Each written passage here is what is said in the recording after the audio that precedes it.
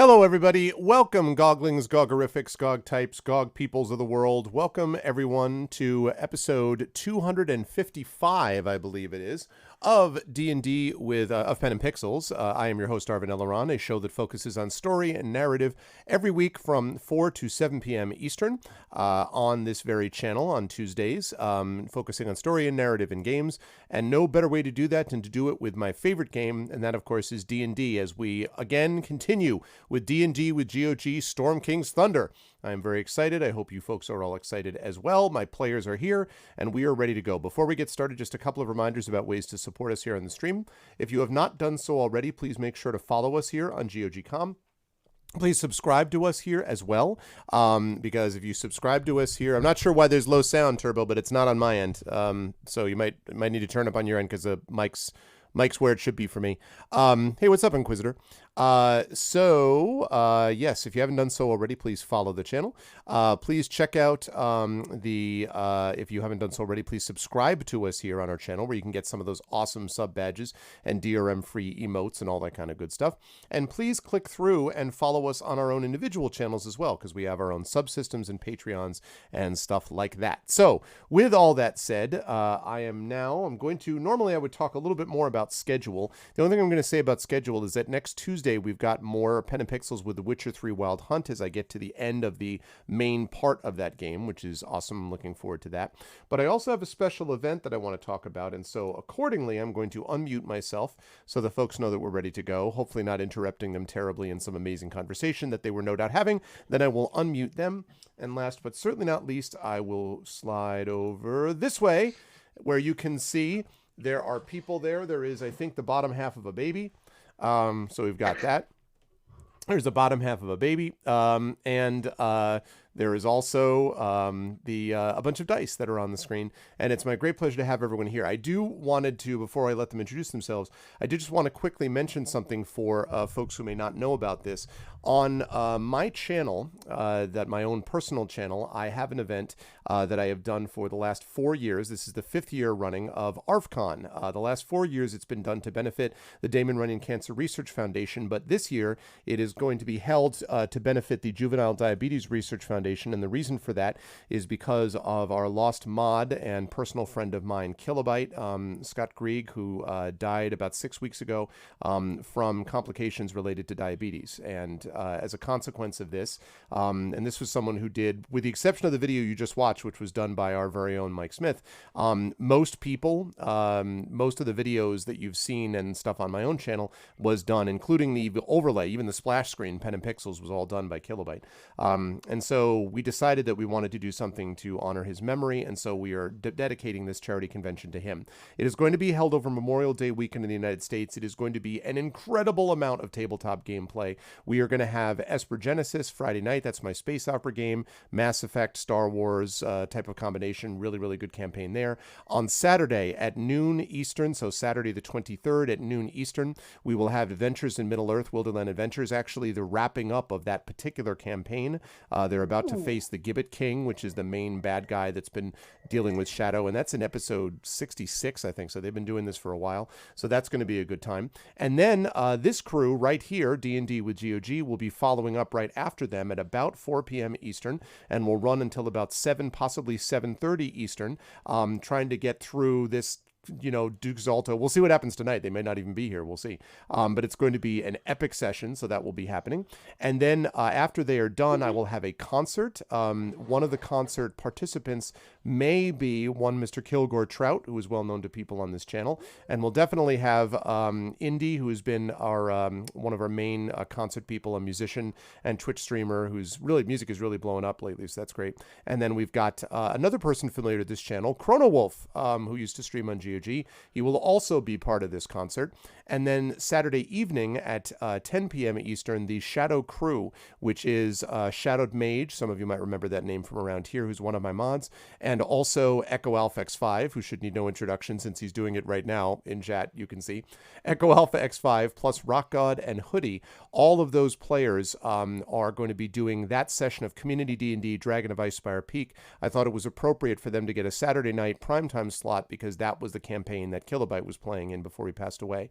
And so it makes sense, I think, for them to get that spot Saturday night. Sunday will be D&D with Infinity and Beyond, which Mike, of course, used to play in back in the day. That will be an 8-hour epic session of Curse of Strahd. That is going to be pretty amazing. And then Monday, for the first time ever, we'll be going into overtime with day 4 that will be run by people other than myself. But that will be Johnny Pittman, Video Store Cowboy, with a session of City of Mist. And then Emberwind will close out ArvCon and that evening on Monday evening. So 4 days of tabletop and other musical entertainment. It is being sponsored by a number of people, but no less notable than one GOG.com, which is kind enough to was kind enough to be a sponsor of this event. They are sponsoring it and are giving a bunch of game codes for giveaways, which is very kind of them. So I want to thank Pyron and also the folks at GOG.com for making that possible. We also are being sponsored by Tin Man Games, by Harebrained Schemes that do the BattleTech games and the Shadowrun games. We have Athos Arts and Alligator Alley, 2 publishers. Zen Studios, which does Operencia and which did Dread Nautical as their newest game. They are also sponsoring us. So we have a whole raft of corporate sponsors. The top donator is going to get custom-made pens done by Kerflop. And when I say custom-made pen, the last one of these was a dragon. Like literally, he just made a dragon. It was a pen that was a dragon. It was ridiculous.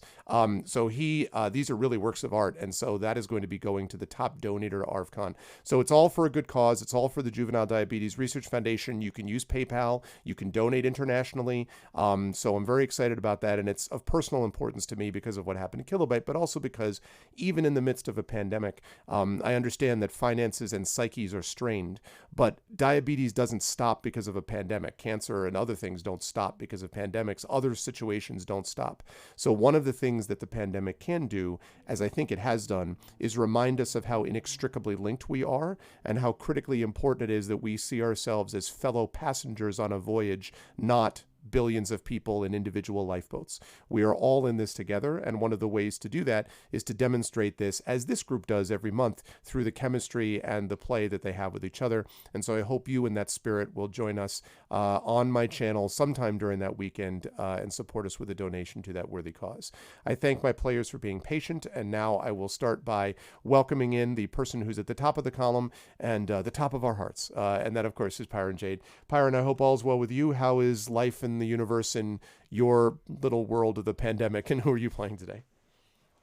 My little world in the pandemic continues to be weird and sometimes angering, so I actually did some anger gardening recently, which I didn't even think was possible, but it actually worked. Anger weeding, like, oh, No, I like angrily planted 2 plants, and I angrily watered plants who dared to have their leaves hanging, and I stared at them intently and everything, and actually felt better after that. That's really funny.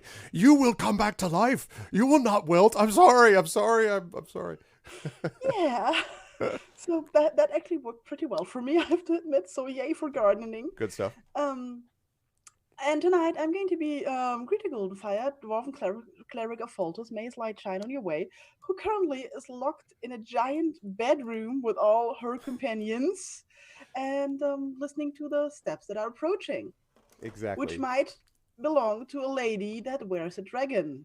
Which I'm still, after 3 or 4 sessions, am very, very impressed by. This is true. Every time Pyron brings this up, she's like, have we talked about the dragon? The part that she's owning, she has a dragon on her right now. She's like, wearing it. She's wearing a dragon. It's true. I mean, it's very impressive. I do not doubt it. Always a pleasure to have Pyron with us. I also want to thank Pyron again for, I've already said this, but just again, for being a wonderful leader of the GOG stream team. I think I can speak for all of us current and former members of it. We really appreciate that, Pyron. And so I'm glad to hear that your angry gardening, made you feel better, but we appreciate the work that you do for us on a daily, weekly, monthly basis. With that said, I will move right down to Mr. Darksaber 2K, who I want to thank for again doing Moobot and Dashboard because he is an officer and a gentleman, and also for entertaining me while I'm doing end of semester grading by playing the longest freaking Castlevania game related sequel, whatever, in the world in Bloodstained. I don't think the game will actually ever end, and I think that's great. But no, I've been enjoying watching that. So Darksaber, how are you? How's life treating you with that game and elsewhere, and who are you playing today? I'm fine. Like you said, I'm pretty deep in the Bloodstained hole at the moment, where it's like it's so big. Yeah, it's like we're saying. It's like 60% of the map found, and you zoom out and out and out and out, and it's Just like, what all is this this? map, Yeah. and it's like 40% of this is still not uncovered yet. And I'm just like, how much more is there? It's like secret lab. You go through the secret lab. Oh, I'm in a cave. Go through the cave. I'm in an underwater section. Now I'm in an underground desert. Oh, look, another lab. It's just like it's amazing. Yeah, it's wild. It's It's cool. insane, yeah. Apart from that, I mean, things have been getting a bit strange here with all that's going on. I attempted exercise today. Might be a while before I do that again. Body's like, no. Well, it's like I say, it's just because I'm worried about my legs, really, because I'm sitting so much. So I'm trying to do some squats. Did them, then couldn't move for the rest of the afternoon. I'm just like, nope, that's enough leg use today. Yep, that sounds like squats. Yep. Yeah, indeed. But yeah, I will be taking the role of Cell Sigmauer tonight, and well, we've got two things. One, we've decided we really need to know the answer to the question: do Dragonborn shed their skin or molt? Okay. And also, we have decided a good way to make sure that Greta keeps us alive, no matter what, is we've threatened to come back as bards. Ah, yes, that's true. That would do a lot towards moving in that direction. That's a fate worse than, So, no, it's always a pleasure. Nobody die. Nobody die. Nobody died. It's always a pleasure to have Darksaber with us. The story about the squats, let me see, 30-second story. When I was traveling in Greece, we ended up going to this place on the island of Crete called the Cimmerian Gorge. And people had talked about this thing, and it was like, all right, it's like a hike or something, right? No. The Cimmerian Gorge is a 25-mile hike down through and up out of this valley, basically, that you have to walk down on these slippery rocks with no rails, because why would you need rails? Hoping you make it down. They literally have a person on the back of a burro that comes through at the end of the day and picks up people that couldn't make it through the Cimmerian Gorge. I'm serious. So I got to the end of it, and first of all, it was the best swim in the ocean at the end of it I'd ever had in my life. But I could barely walk for the next week. I have never been in that much pain.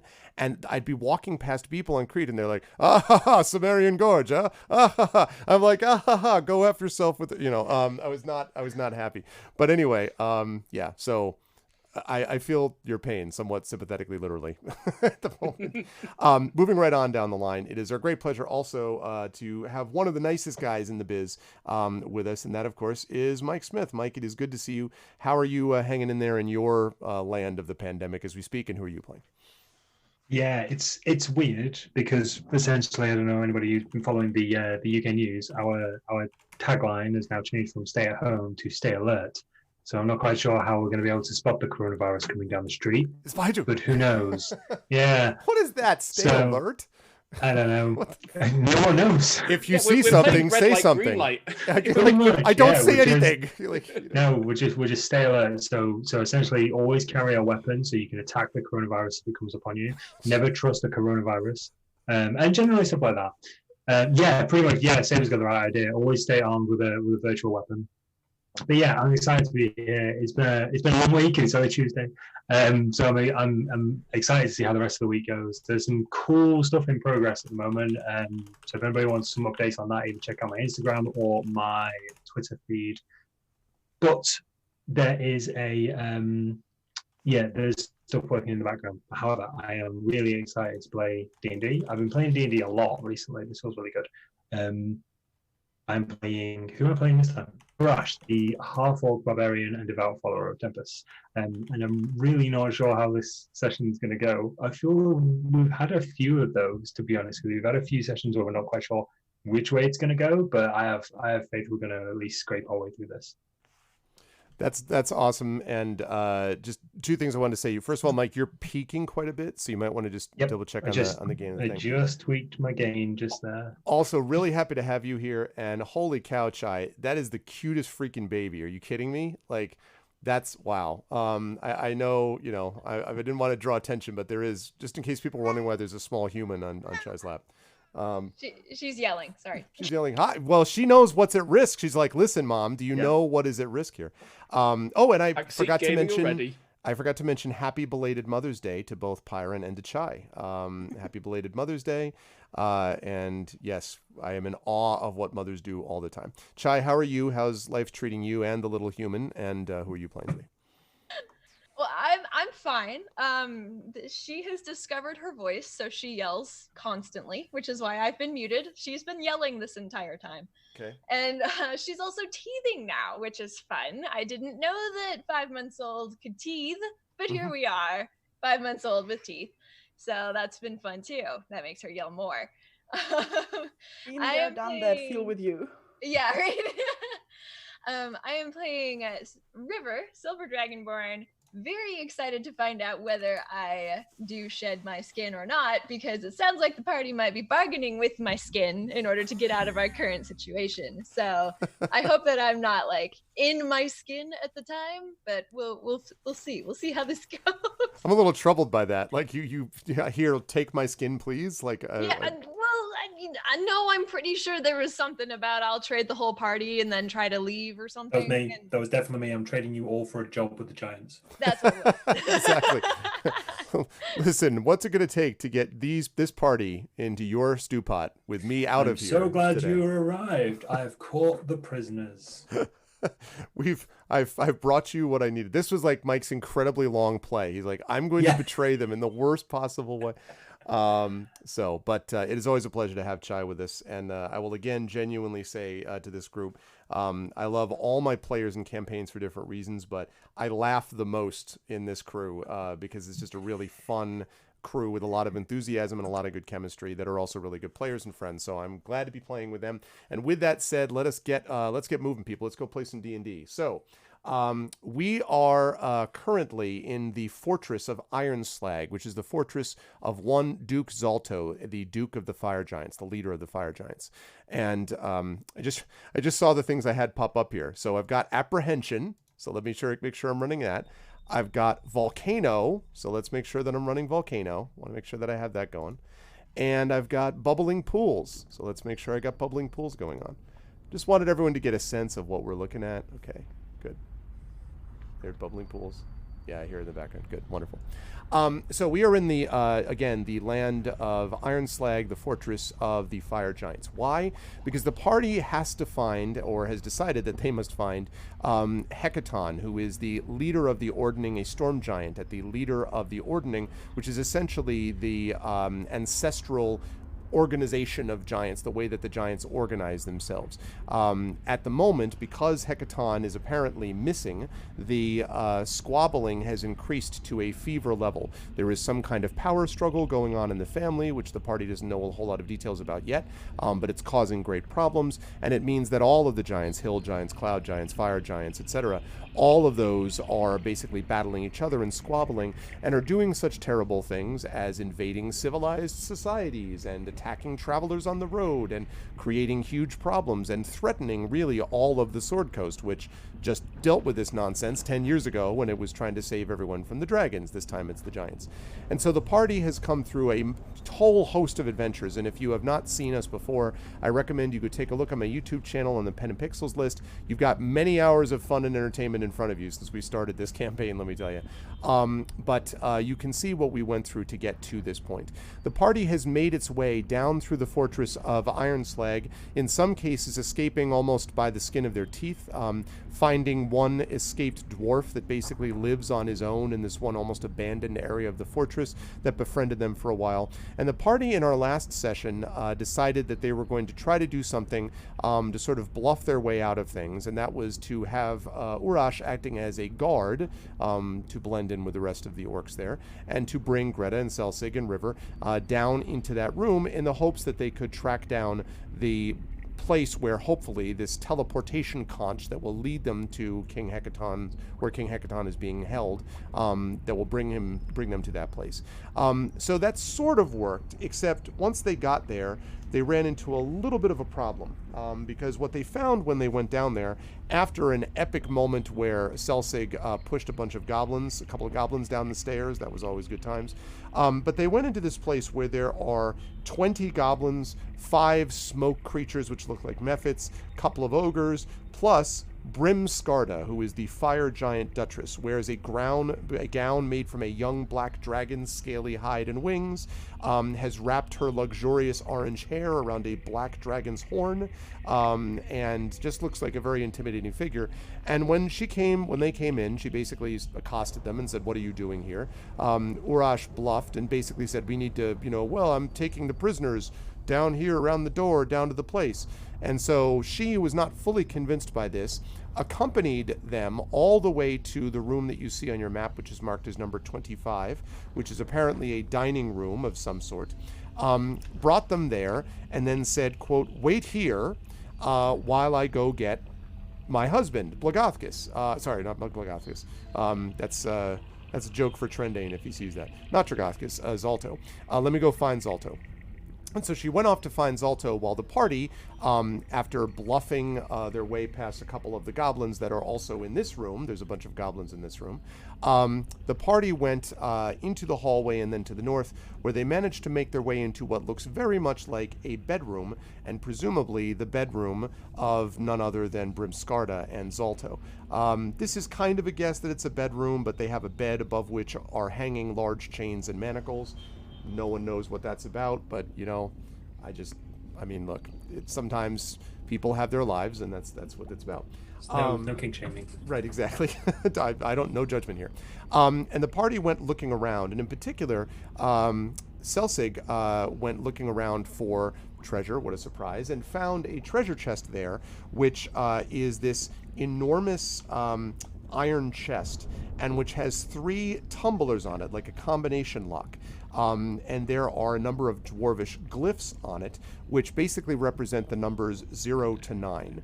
And as the party was looking at this chest with the door closed behind them, they heard, as Pyron previously mentioned, the sound of and then a much lower sounding coming down from outside the door, from down the hallway, indicating that Brimskarda and, if that is to be believed, Zalto himself, are heading towards them. And so with that said, I am now going to hand things back over to the party. And as the party, you are staring at this treasure chest. You heard the noise outside. What would you like to do? What was on the table? On top of the table, there are a number of things. There is a bejeweled obsidian hairbrush that you can see, which looks expensive and also heavy. There is a tinderbox that is made of ebony inlaid with flames of melted gold. There is a mirror, like a hand mirror, which has a gilded iron handle and frame. Just by way, just by a quick, you can you're tall enough, you could reach over the top, Urash, and just by kind of pulling it, you can see that it's probably about a 125-pound mirror that they've got. And then there's a bronze, what looks like another small chest on top. It might be like a jewelry chest or something like that. This looks like maybe Brimskarda's, table, essentially. But yes. Okay. Well, I say to the rest of the party, well, there's just fancy trinkets on the table. I think a lot of it's going to be too heavy for us to carry. Oh. It's real heavy. I'll get the toboggan. And we have more pressing matters right now. They are coming. Maybe we should hide. I mean, They things are are coming. pretty big. That's here. a good shout. I mean, I don't think we're in the right bedroom. What makes you think that? Jewelry, mirror, hairbrush. I mean, Duke So Zolto there's- didn't look like someone who cares about his personal appearance. He more prefers to burn dwarves with his dogs. The woman was wearing a dragon. She cares about her appearance. Yes. yeah, it's she going to be does. both of their bedrooms, right? Because they're married. It's going to be their bedroom. Married people there's- sometimes do that. Then there's 2 wardrobes, right? There are 2. Yeah. Yep. I'm thinking it might be both of their bedrooms. Duke also might just be not a very materialistic man. Can you open this chest right now and we hope there is the conch in it? Or shall we just all hide and hope they look for somewhere else? Do you know the code for the chest? I'd say hopefully. Is there, 0, 0, 0. is there something I can 1, roll? 2, 3, 4, 0, 0, 5. 1. Yeah, they were with that joke was made 0, last month. 2. 001, 002. As far as is there something Get you there can eventually. roll? Not real, and certainly not to guess a combination. I guess you could roll if you wanted to make a check to see like are there standard dwarvish combinations. But honestly, like you would know if there were such We did things. that last time. Yeah. Can you? So is this lock quite big? It is. This chest, it looks like, could be picked. You don't know I was whether. gonna say, but yeah. could you not get a thieves tool into like the section where the lock clicks in? Could Yes. you not do? Can you not jimmy it? Yes, you I'm could. looking at- I'm you looking could at, probably do it. If you mean like to open it without dealing with the lock, it would be hard. Because this thing is made. It's Yeah. iron. It's 9 Not feet like long, with a 6 feet bar. tall. Yeah. Yeah. Yeah. I just mean like, is there enough maneuverability? So there's no keyhole. So Celsic wouldn't be able to get his thieves tools into the keyhole. No. Is there enough room to get the thieves tools into the lock? Yes. You think there is actually, because there's some room between the tumblers, and you've actually had experience in picking a tumbler lock before, Celsig. They are definitely harder than the normal variety, but it can be done. You've done it. Hit it, Magic Man. You hear. Did we check it for traps? Do we have time to check it for traps? No, Yeah, if you do it that's quickly. very true. That's very true. You have time to check it for Is it- traps if you do it. Well, I'll give you your options. You could check it for traps normally, and then you can pick it kind of crappily, or you can check for traps kind of crappily and pick it normally. So in other words, you're not going to have time to do 2 full ones. So I would probably check for traps properly, just Which in I, case. I would rather pick the lock because we're kind of Really? betting heavily on there being a conch in there. Okay, go for it. If look, if I get hit by a trap but the lock's opened and we can teleport out, win. If I get hit by a Okay. trap and there's no conch in there, it doesn't matter. Okay. If We I do get hit know- by a trap and I can't open it, doesn't matter. We do know that suddenly this somebody conch- you this hear is you hear the door. Sorry, Arash. You hear the door go. And you started hearing. do the thing, do the thing. Do the Okay, thing. I'm going. Okay. Check for traps crappily. So first of all, check for traps crappily means you're going to do this at disadvantage. So you're going to make Mm-hmm. an investigation check at disadvantage here. Okay, so let's roll twice, choose the worst. That'll probably be that, but... Oh. Oh, No, perfectly well. safe. And I've used up a good roll for them, and I would have picked the lock. You sort of like look quickly. There's no obvious tripwires or anything. But yeah, Okay. I'm sure it's fine. I throw myself at the lock. Okay. So now this one is at a normal check. Now I do want to remind everyone in chat that if you were on my channel, you do have the opportunity to inspire Celsig. If you would like to inspire him because of your support of my channel, you can inspire him and then he will get advantage on this roll, if anyone would like to do that. Well, Celsig is picking a lock, Echo. That's kind of important. So he might need one. I'm just saying. Yeah, on the other hand, it's me picking a lock. So it's fine. This is kind of your bag. So Hubris. So. All right, so let's see. Echo has... Okay, so Echo has used one of his 2 inspirations Okay. for the month on Celsig. Thank you, Echo, very much. Okay, Thanks, you Echo. are now inspired. I will use that now. I will just, yeah. Even if I get it on the first roll, I'd rather have the security net. Yep. So, thank you very much, X5. Come on. Welp. Okay. Couldn't even have the good fortune to roll a 1. So there's good news and bad news. The good news is that you hear a click and the lid opens. The bad news is that when you do this, you see this cloud billow out from the chest, and it sparkles, and you smell what smells like sulfur, and then it lights on fire. So I am going to need all of those. Let me just do a quick count here. It's a 20-foot radius centered on the chest. 5, 10. So you would Actually, say- I think it will get you and will get maybe Greta, but I actually think that it will just miss River and Urash. So both Greta and Celsig, there's a little bit of a problem here. So I need both of you to make a dexterity saving throw for me, please. Yes, indeed. And using my evasion skills, Okay. if I fail, I only take half damage. Okay. Dex saving throw. Okay, so a 9 for Greta. And hopefully I leap away in 16. time. You do. So you're going to take half as much damage. Oh, so it's still hit. So it's it hits regardless. It's just how much damage it does. All right. Let's see. So let me just calculate the number of dice. Does it hit the explosive barrel? Was that close enough? No, actually, Shut up. it was in the center of the chest, so it doesn't. That would have been funny Okay. though. Okay. So you are going to take. We'll start with Greta. If I can ever find my bloody sheet, there we go. You are going to take 48 points of fire damage, Greta, as this thing just. So. That's going to leave you Don't with, die, don't die, don't die. I think that's 15 points, if I calculated that correctly. Celsius, I'm you'll be very happy glad to know I made that- my save. I'm glad too. That would have been a problem for you. You only I'm take really glad I'm in the 24. corner of the room. So I am actually a little confused because my evasion skill says if I'm successful on my save, I don't take damage from area effects. Oh, then okay. Then I would say that you probably did miss out on that. Then Okay. that's fine. So yeah, because it would be like half of a half. Yeah. So you managed to duck out of the way. Then Greta is not so lucky.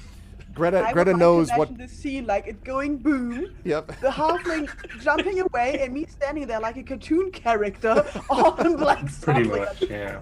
Greta Goulden Fire at your service. So this happens, and it also makes this sound, and then outside you hear, and all of a sudden, like people are panicking, and now the door's like, as people are like, I'm still at the frantically chest. pulling back I and now forth. look inside.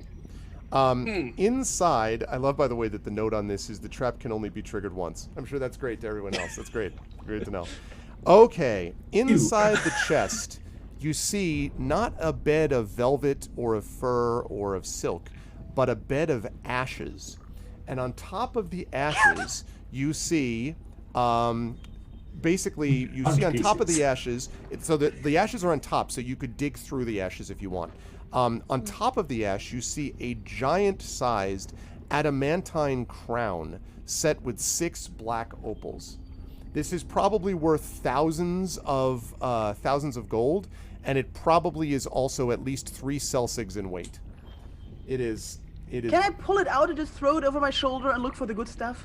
Well, if you throw it over your shoulder, you will be good crushed stuff. underneath its weight. But you can pull it out. Yes, if you look through the ashes, you're just digging through it quickly. Is that what I understand? Yes, I mean, what I else help. can happen? I'm already on fire. I'm most likely still smoldering. That's pretty much the case. I help and try to not look Greta in the eye while I'm doing it. Like, this was all fine. Never mind. I'm a bit sheepish right now. Do you- Also do you- singed. Do you so say something like that? Like, boy, is my face red. I mean, not as red as yours, but boy, is my face. I'm just burning with impale. Sorry. I'm sorry. Sometimes you just get that fire of desire. Oh no, I didn't. I'm Dig sorry. faster. Okay. All right. So, you do find some things below this, and this is where the DM realizes he had a place that he was supposed to check on first. My fault. Yeah. Okay. So, yes, that's what I thought. Okay. This is what you discover in this place, in this thing. The first thing that you discover there is a set of white fur boots. They look almost like shaggy sort of fur on white boots, basically. And these actually do look like they're humanoid size. So they could fit, presumably. It might be a little rough for River. I'm not sure that River would quite have these fit her. But it probably would fit Urash or Greta or Celsig, although it would be kind of a little bit large for Celsig and Greta, but it could probably fit. But there are these white Seltzer fur a boots. thing. That's the first thing. Yeah, exactly. You So shoes. there's that. That's the first thing. Then there are 3 other items. The first of those items, and I'm going to make a note about these things that I'm giving out before I forget. Okay. Now he's just teasing you. Yeah, exactly. These. What do you mean? The second thing that you find in there is what looks like it looks like a strange kind of lantern. It has on the side of it it's a hooded lantern, and it has on the side of it what looks almost like an eye on one side. So where you would normally have the spot that would open and it would let out the light, if you open the little slot, the window, there's a big eye there. Like an eyeball? Like an eyeball. In fact, I can even show you. Inside I the toss lantern. it all out. Is there a conch? Okay. Well, I don't expect, when I look at a lantern, I don't expect it to look back. This kind of has my attention. I know, for sure. The third thing that you I find just hand is the stuff over my shoulder, like if somebody behind me will grab it, they will grab it. you I'll take find care of that. you find Oh, a those vial boots. of some swirly blue liquid. And as the door starts to crack a little bit under the strain of whoever is trying to open it, the last thing that you find in there is a pair of bracers. No, I'm kidding. You find in there what looks like a One gold large piece. shell. It looks very much like a conch of some sort. Awesome. Surprise! I take it out. Okay. I grabbed the rest of the stuff. Okay, It's come on, a everybody, large let's- conch, let's- by the way. It's like 2.5 feet long and weighs 20 pounds. Yeah, I can handle that. Okay. So come on, everybody. Let's get close together. Right, Like right. group hug time. Right. And then Huddle. does it have like an on switch or something? No, but you could blow into it. It looks like it has like a essentially an area where you could blow in to make sound. Well done. I'm just gonna hold the crown while we're all gathered together, just to see what'll happen. Well, so the crown is 150 pounds. No, I'm not like carrying it. Oh. I'm just like grabbing it. I got you. Okay. All right. Go. So are you actually blowing into it? Yes, I am. No, now that we found it, I'm done. Time for negotiations. Just wanted to No. make sure.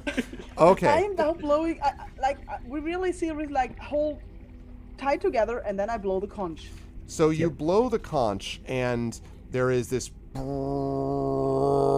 sound, and the sort of the bashing on the door is even more extreme. And then finally, slam, and bursting into the room, you can see the extremely angry look of a very big and intimidating looking fire giant with two dogs, enormous dogs behind him with smoke curling out of their nostrils. And behind him you see Giantess wearing the dragon, and he says, "Roar, roar," and he takes his axe and he brings it forward and literally swings through all of you. And when you look down, you realize that you have grown translucent, and you see the room fading away I as a quickly bunch yelled, of "We screaming... blew up your statue!" Sugar! I usually don't steal things. Okay. So, you have this strange feeling, this strange experience of being sort of sucked through what feels almost like, it almost feels like you're being, well, I don't know how to describe it, sucked through a straw. Like you feel your bodies grow very sort of impossibly thin and like really tight and compressed. And then all of a sudden, and your ears pop, and suddenly you find, and there's this weird sound, almost of like, as if something again is, it sounds like banging almost, but it's actually maybe pressure changes in your ears. And then with a, the world opens up again, and you find yourselves on your knees and panting in a very strange place. And for this, I'm going to have to... Yeah, exactly. Suddenly 2001, exactly. I'm going to have to beg both chat and the players' indulgence because for some reason Roll20 has eaten my map of this, so I need to quickly put the map back up. So while I'm getting the map, you could talk amongst yourselves and or look at the items. Did anyone grab those other items, by the way, or did you just... Yes, Okay. I did. Yes, I definitely grabbed the boots. Okay. I didn't give them to you. Hey, I grabbed them. So you're holding out the boots with Celsig dangling off of them? Yeah. Okay. Okay. So I'm going to find this map while you folks are More talking about yourselves. importantly, about that crown. Yeah, the crown did not come with you. Ah, Ah, curses. Why? River, did you eat it?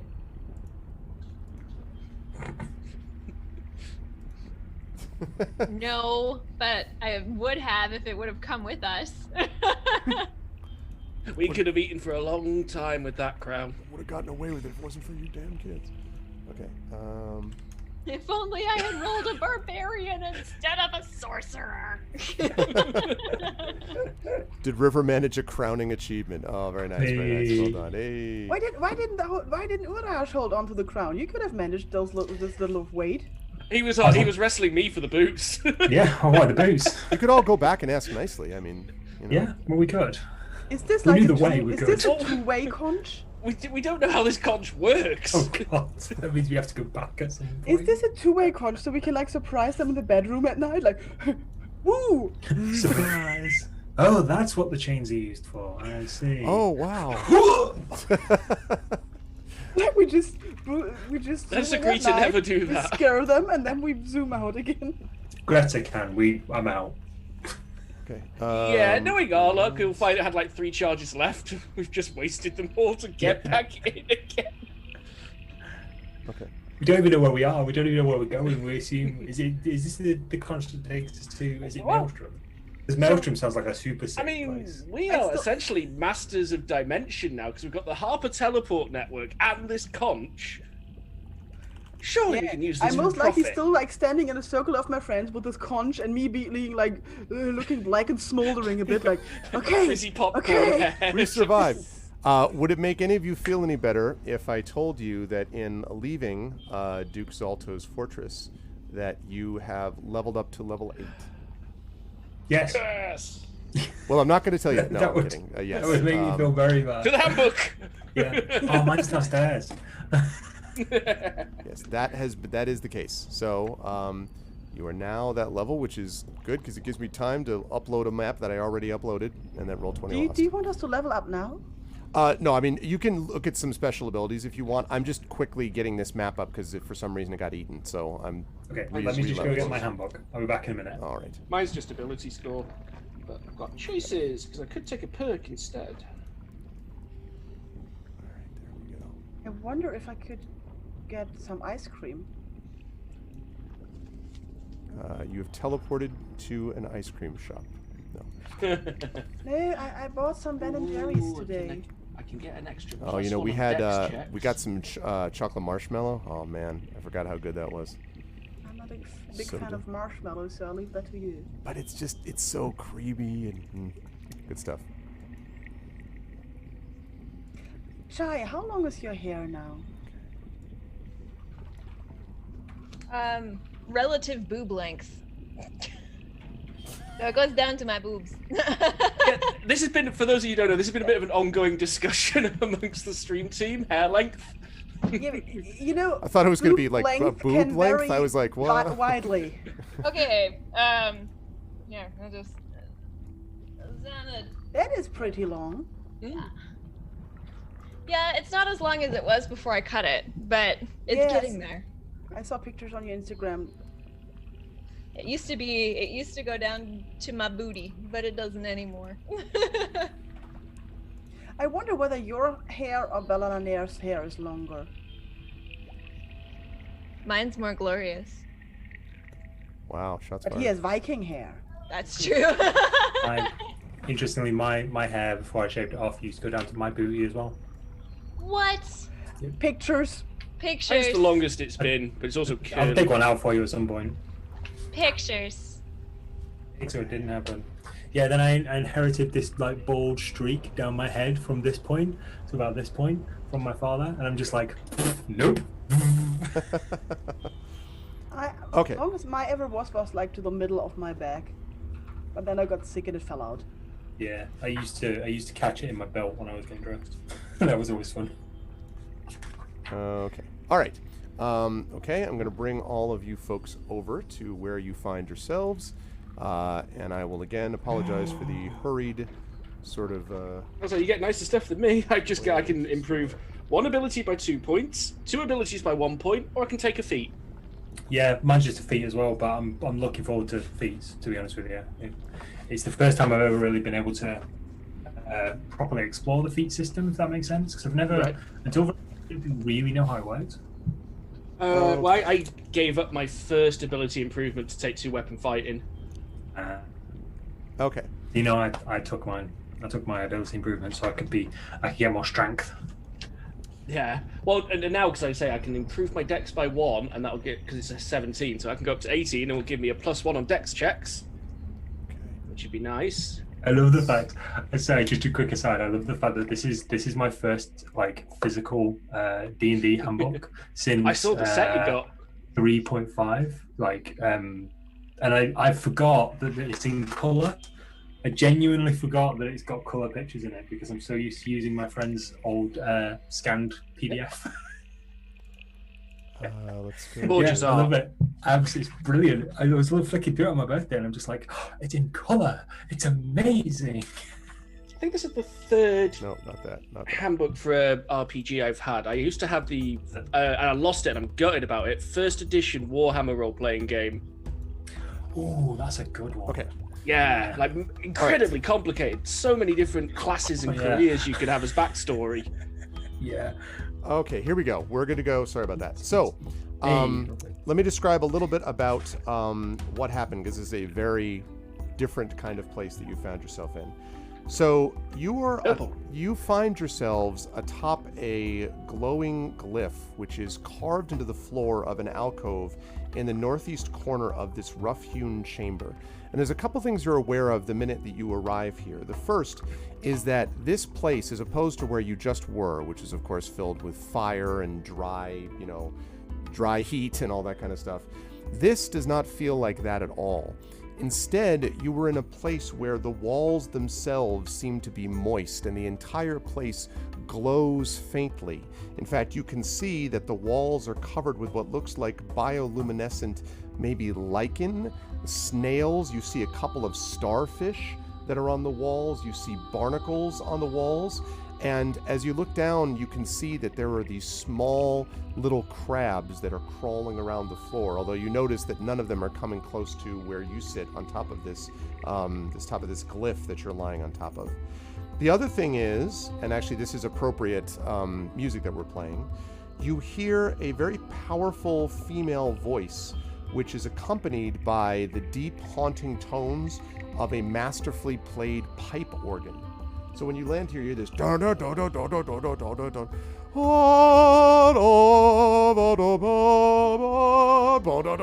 dun, very sort of loud, booming within, the sound and echoing through the corridors. Now, when you start looking around, I'll be able to show you more of the room, but I do want to mention, so you're aware of that area. The other thing is that you get this enormous sense of oppressive weight. It's not that you're weighed down physically. It's just that it feels like you feel almost claustrophobic, even though you're not, the chambers are not right up on top of you or whatever, but it feels as if you're in some bizarre underwater cave or something. And there's just this sense of weight around the entire place in some respect, which is kind of strange. There are also passages, there are pools of water and so forth, but I'll describe the rest of the room when you have a chance for all of you to recover. So what do you think as you come to this? What would you like to do? I would like to slump to the floor and use some healing spells on myself. Okay. I want to examine the lantern that examines back. Okay. So I'll look around, I guess. You want to do what? Sorry. I'll have a look around. Have a look around. Okay, let me start with the lantern, and then you can tell me, Greta, how you do with the healing. This thing looks like, and in fact, I think I may even have a picture of this. This is either going to be really cool or really horrific. It's fine. Curse. Exactly. Did it not? Oh, there it goes. Okay. Wait, this is not okay. There's my spellcasting modifier is missing. Okay. I do have a picture of it. Okay. Let me show you this. I will show it to you on stream, sir. So that should be wisdom. So it should be +3. So 7. 7 points. All right, I'll take care of that in just 1 second. So this is what you see. Oh. It My looks imagination had something completely different. bored. Yeah, mine as well. This looks bored. It's like, oh god, another Hello. game. I now dub it the Dozy Lantern. But yes. Brain So the size of a planet, and what do they want me to do? Sit in a lantern. so this is this lantern, but I should say now it's not lit at the moment. You could light it if you wish. You do hear the sloshing sound of liquid at the bottom, as if there is oil in it that's used to power it. But it's not on at the moment. That on top of that little eye that you see, that thing is actually a hood, like a hooded lantern, so you could cover the eye if you wish. But there's no light coming from it at the moment because it's not lit. Yes, Coven, good example. May have to wait on that. Yeah, I think we've had enough fire-based adventures for now. Knowing our luck, it'll shoot out a jet of fire and hit Greta again. We'll release a dragon. Okay, so 7 points, Greta, so you're at 22 now? Yes, No, actually, I'll light it. Okay. that's better. I'll make sure it's pointing away from everybody at the What I was time. gonna possibly say. go wrong? I was going to say. Okay. Now, let's see. When you light this, you get the typical, sheds bright light in about a 30-foot radius, dim light for an additional 30 feet. And the light is coming through the eyeball, so, coming through the sort of iris at the middle of the eyeball, the pupil at the middle of the eyeball. But as you're shining it around, it looks to you just like a sort of normal lantern, although the things that you see underneath the light are perfectly outlined by it. I don't know if I can make that clear. It's almost like if you've ever been traveling on a really summery day and everything is like hazy and shimmery, in the heat. When you come out of that, sometimes it feels as if everything is particularly crisp, like the edges of everything are really easy to determine and discern. That's what this looks like. Everything that this shines on is like perfectly outlined, is the way that I would That's describe it. even up to the 60 feet away for the dim area Yes. as well. Yes. You don't know exactly what that means, but that's the drill. I'll try to brush off my clothes and my hair a little bit. Okay. And then I'm gonna store the conch away. Me, I take this. Okay. Okay. So you put the conch in your pack. All right. Okay. And Urash. then I look around. Okay. I was going to say, because Urash is doing that as well. All right. So let's talk about what it is that you see. When you have a chance to look more, you can see a little bit about what the rest of this place seems to hold. Okay, please ignore the numbers. I apologize. Again, C, I will always use, for future games, I will always use the E modules, not the physical print one that I have, which is, yeah. You can see, as you take a look here, that you are in a room that is a pretty decent size. The squares here are 10 feet. So you're talking about a 30, like 70 by... like 70 by 100 maybe. And you can see two things. First of all, in addition to these passageways, three things really. Passageways, first of all, one to the north, one to the east, and one to the south. That's the first thing. The second thing you notice is that there is this spiral staircase leading upwards. And the third thing that you notice is that there is what looks like a circular pool, a very deep circular pool. You can't quite see the bottom of it, but it definitely goes down a ways that you can see right there. How does the pool smell? That is a good question. So the pool, most of the pools that are listed here, most of these have a salty smell. It smells like seawater. Quick question. What is the blue orb to my right, I assume? So this here, click on the map. Yes. That's a wall sconce, and it has what looks like some kind of a just sort of a glowing blue light on it. It might be something like a mages sometimes use these things like continual flame type of spells. That clearly is magical in nature, though, because it's not obviously burning any liquid that you can see or anything of that sort. So it really is just a sconce with what looks as like basically kind of like a globe, basically, blue globe, and the globe is glowing with that blue light that's shedding dim illumination throughout the area. I'm gonna stick with the rest. I'm gonna stick with the party. Okay. I'd like to examine the vial of blue swirly liquid. Okay. So the vial of blue swirly liquid seems to be some kind of a liquid in a green bottle. There's a cork in the top of it. It seems to be a decent sized, and do you pop open the cork? I do. Ask. Okay.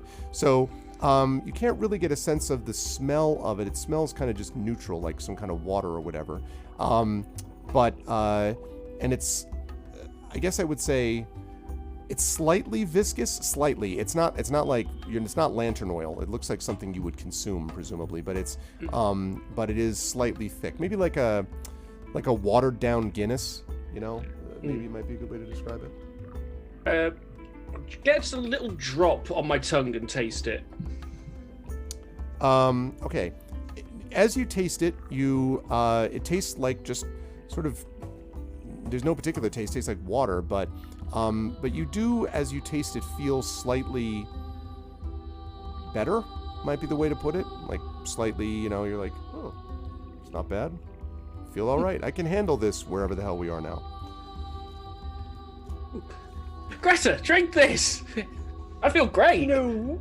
Yeah, no. I've often seen people drink something and feel great, and no.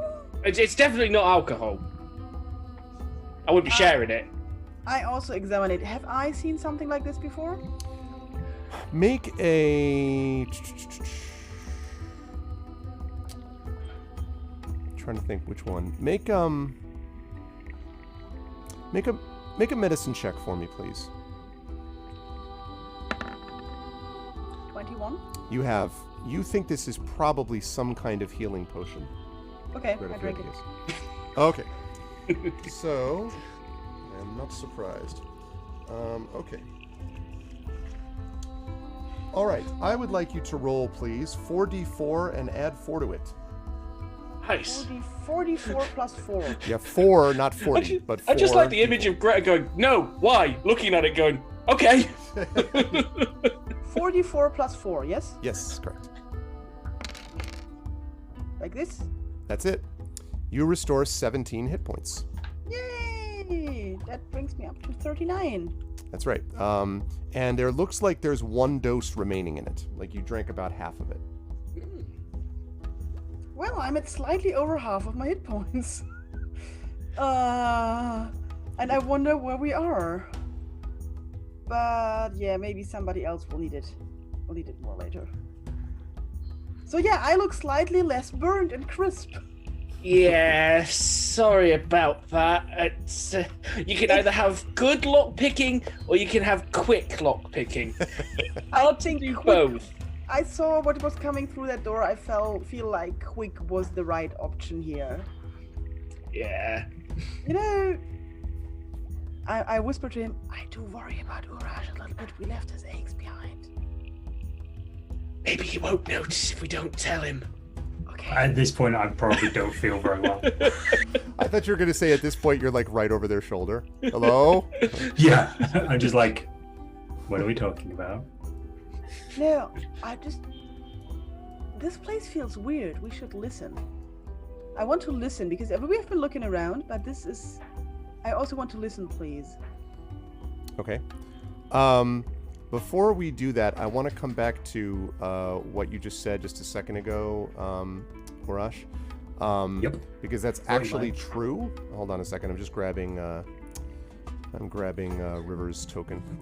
I'm gonna guess right now. I look like I've got the shakes, and I'm a bit sweaty, and I'm kind of jonesing a bit. That's probably a good way to put it. Yes. You look a little uneven. Might be a good way to describe it. Don't Maybe we could get- feel great. Maybe we could get you the axe equivalent of a nicotine patch. Just We an have axe killed patch. just a little stick on axes. Just like tiny axes. Jam into my arm every night. Gently releases Fine, curse fine. into your bloodstream over the course of the day. Yeah. Okay. So I want to say just before we do this, I'm sat kind of. So I went to explore the sconce, Yes. the flame sconce, and I'm sat kind of here, if that makes sense. So Okay. I just move my. Oh, I can't move my token. That's Uh, unfortunate. that's odd. We appeared where that symbol was, correct? Where the symbol was, that's right. Yes. It's like one of those helicopter patches with its own I symbol. know, right? Okay. Hey, there we go. So I'm sat like I'm on the floor against that wall, and I'm kind of just talking to Tempest. I'm thanking him for getting us out of that. I'm apologising for not having a worthy weapon. I'm apologising for not having fought the giants, and there's been a lot of running away from stuff, and I'm not, and it doesn't sit quite well with me. So that, and I don't have my axe at the minute, so Mm-hmm. that's kind of what I'm doing. Okay. What about the rest of you? I still really would like to do the listening thing. Okay, where are you listening? On the eastern hallway? Is that? No, I'm not. I'm just listening into this place.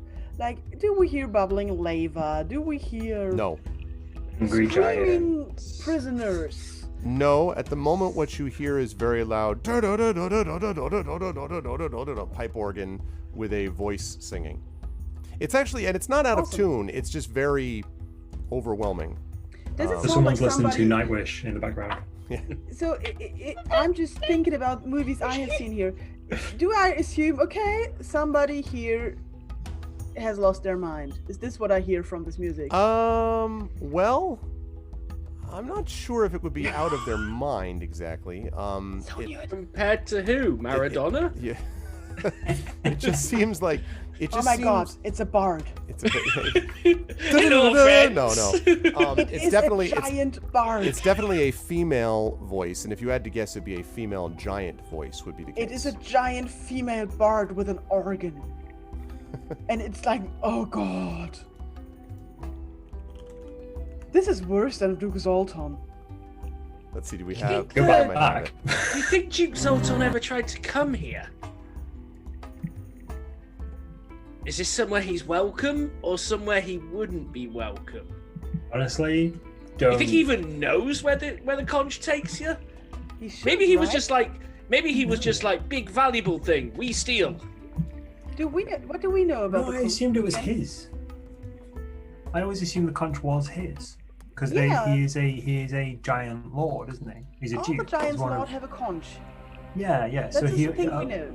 at one point, whether or not he Right, agreed right. with Hecaton or not, he will have been under King Hecaton, right? So Hecaton would have given him a conch. Where So, are we getting this from? the oracle told Yeah. us. Did if we the go to oracle say it was stolen? No, the oracle told us that all the giant lords have a conch, and that if we bring back the artifacts, they will give us the information about one of the giant lords, right? Right. The artifacts were stolen, not the conch. Yes. The artifacts were stolen, and then we get like to know where the giant lords live. I think feel a bit We only like did it you know. once, so we only got to know about Duke Zoltan, and that's why we went to his place. Yes, we went there again. How did we get it? With the funny snow lizard thing? And, Oh yes, yeah. When that's how we one got of to the us mountain. when we got caught in that freak avalanche. Yeah. Yep. Yes. Calixus, who was originally in Force Grey, along with Harshnag and his ice lizard Bella. Bella, they that was it. actually do the I want to say whole- Bertha. I'm not sure why I want to say that. That's a very offensive to ice lizards. So you want to make sure you. Yeah. Well, that's why I say it. And so like all the giant lords have this conch, and we know that the conch brings us to King Hecaton's place, right? So we should now be at King Hecaton's place. It's like a. Did I I get this can't right? remember. I can't remember if it's his place, like his castle, or like a meeting place for emergencies, like a war room. That was kind of the impression I got from what people have said. It was like, oh, here, by the way, here's the emergency giant pager, just in case there's a problem, and and we'll meet in one place. It's like the D&D equivalent. It's the Faerun equivalent of a Zoom chat. You use it, and you're all in one place, and you chat about the world, and then you all go back to your own places.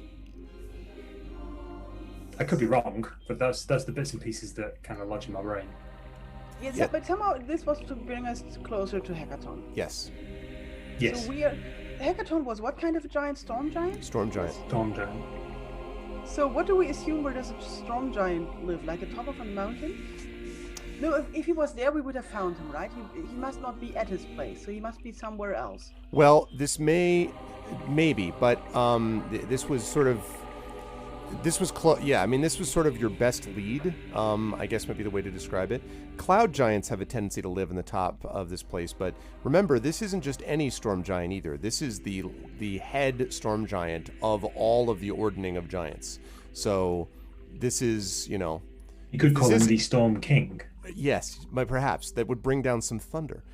If it is him, then it's someone that you would expect to be kind of maximum security type of deal.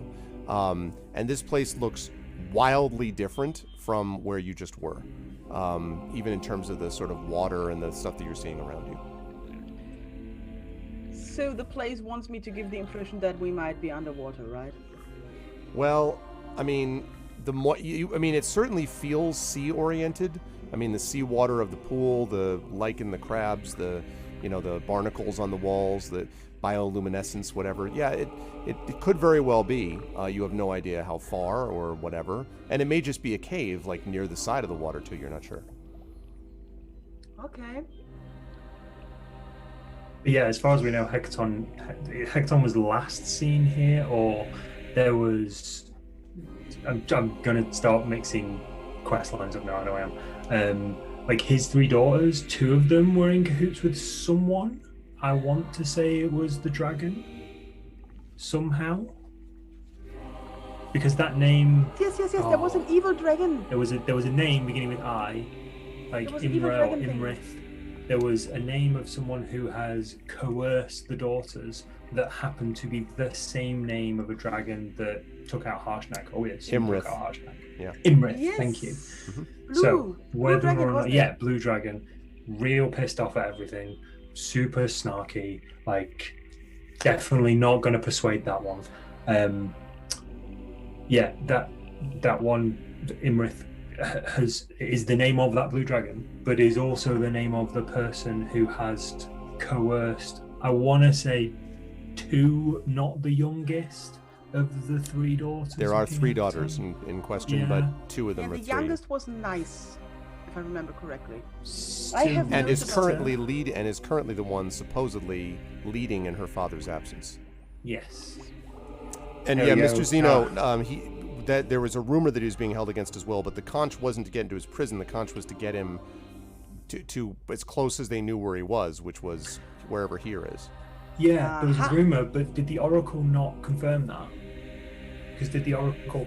hang on, I'll check our journal. I think you're right, actually. The Oracle might have confirmed that he had been taken away, yes. Yes. Yeah, although it didn't tell you where. It feels like a long time since we've done any story stuff, I'll be perfectly honest with you, not just running around a dungeon. Yes, you've been... Well, no, you were very focused on trying to get a conch. I feel like we really got the story together really well. I'm like really proud of us. Yeah, it was impressive. Here we go. So what happened to Hekaton? Hekaton was misled by his daughters, who was therefore misled by Imrith. Wow. So Imrith convinced the daughters, unknown number, to do something with Hekaton, presumably. Who has the Ring of Winter? The evil one has the Ring of Winter. And I think the evil one was also Imrith. That from sounds what I remember. Good. Yeah. Where are Hekaton's daughters in Maelstrom? And where is the conch? We're in the Maelstrom. Yeah, that's where we are. If that's true, then welcome to the fortress of the highest level giants in the Ordning. And Yay! what do we need to do to fix the Ordning? Find the conch, That was the point I was trying to get at when I started this conversation. You're like, what do we need to do? No, what should we be afraid of? Oh, what should you be afraid of? I have this image of you going through Skyrim looking at lore, like, okay, what part of the... like, you know. No, I'm just like, yeah, if he's welcome here, it's going to be just as bad. Yeah, pretty much. So it says, so we asked the Oracle, what do we need to do to fix the ordning, or to restore the ordning, I think was actually what we said. And the Oracle said, find the conch, visit Hecaton's court, which presumably is here, and root out the evil therein. So that's, buckle up, folks. That's the next part of the quest. River, what kind of a dragon is a blue dragon? The blue one. Blue one. Okay. I'm just going to roll for my HP now. I've just done my level up while that conversation was going on because it didn't take much. Is it common knowledge about what dragons are dicks and what dragons are not? Yeah, No, the... I've lived in the forest, so I don't know anything. So the chromatic dragons are generally considered to be the good aligned ones, copper, brass. Like, for example, Kalismana, right? You all love Kalismana. Who doesn't love Kalismana? Thank you for the follow, Bobs Jimmy love Turftail. Kalismana. Welcome to GOG. I know that Greta's a huge fan of Kalismana. Anyway, Gret's Pony's a huge fan of Kalismana. Absolutely. Kalismana is a huge fan of Gret's Pony. Exactly. Copper, brass, silver, gold, those sorts of things. The dangerous ones are the chromatic dragons, the blacks, the blues, the greens, the reds, the whites. And so you know that those tend to be kind of the problematic Sorry. ones. Did you say chromatic twice then? Do you mean metallic dragons are good and chromatic dragons are bad? I think I said metallic. Didn't I say metallic first? But if I I didn't, thought I you said meant to. chromatic first. Metallic is usually yeah. okay. Chromatic, not so much. Oh. Yeah. Okay. Oh, we sat there. I was like, doesn't chromatic mean color? Like, I don't know. Oh, if my I've got fault this then. wrong. I'm sorry. No. Yeah.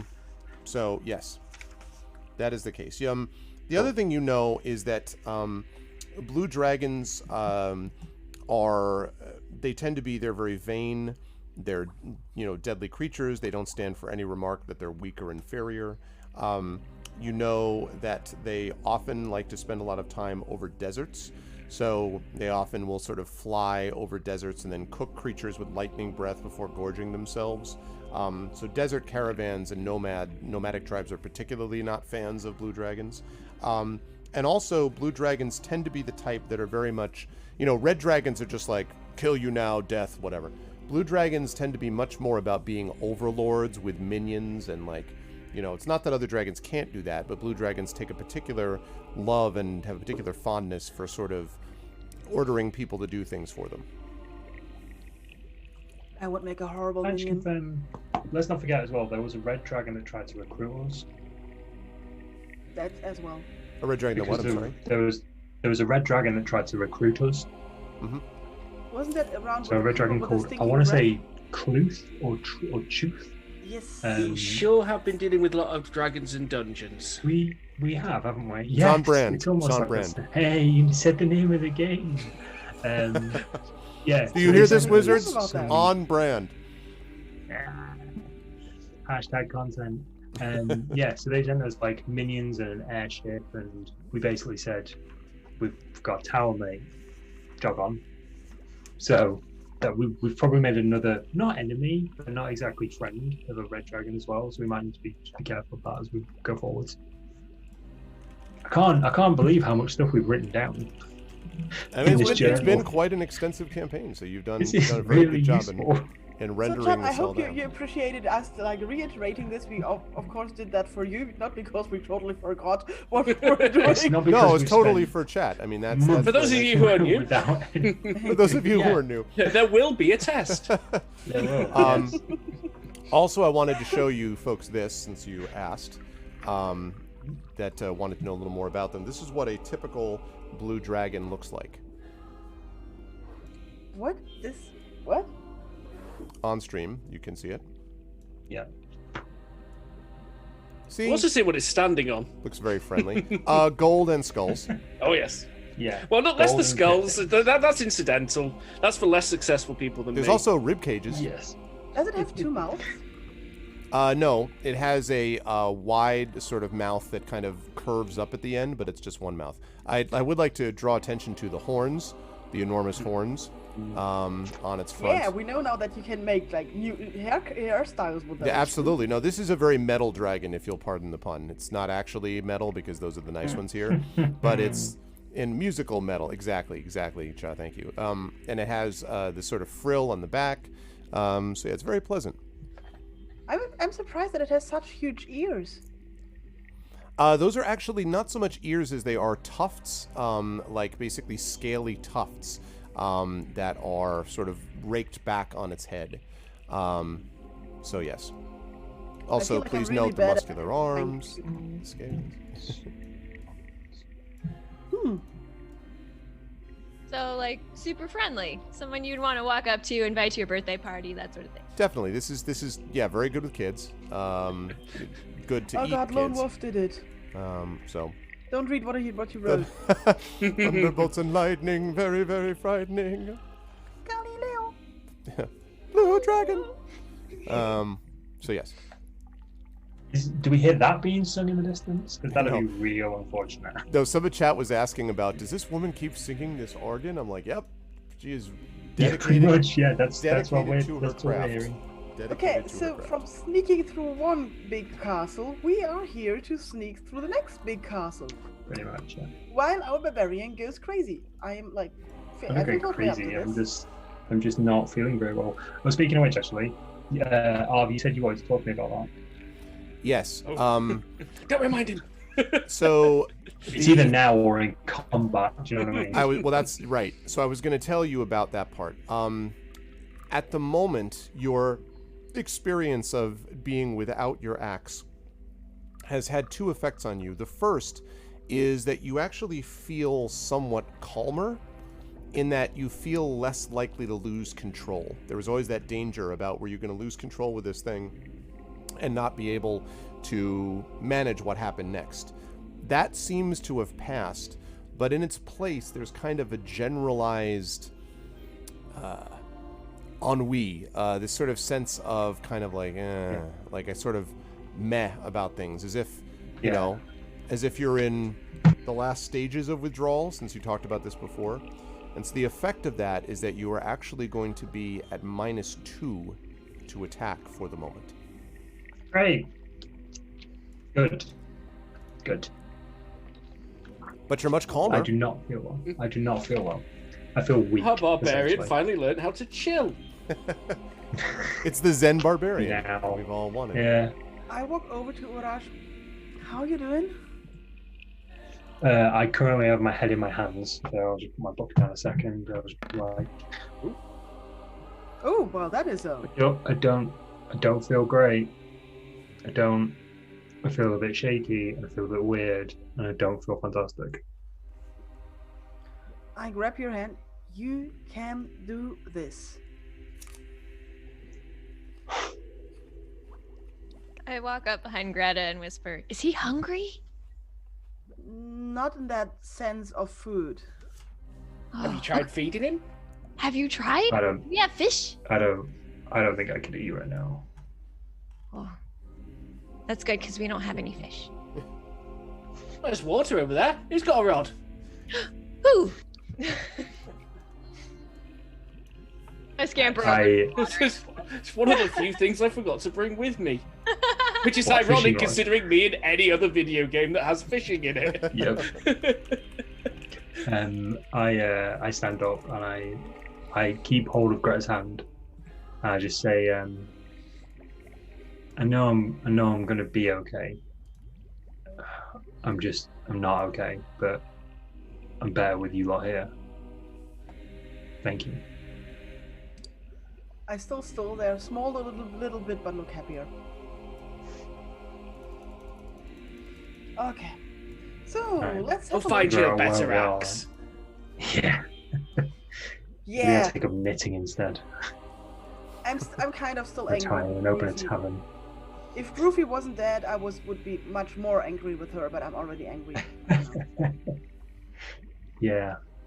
Yeah, me too. I'll now look down the big corridor to my Okay. East. I am going to move towards the water, and I'm going to look into the water, just having a bit of a look while I sort out my leveling up. All right. And then Celsig and Greta, or sorry, and Celsig and River, what are you doing while those two were doing those things? I want to have a look at the north corridor, I think. Okay. All right, good. That's set. I just want to make sure I got my... There's that levels. nice little corridor to the south that looks spider-sized, so I'm going to ignore that and pretend it doesn't exist. So, okay.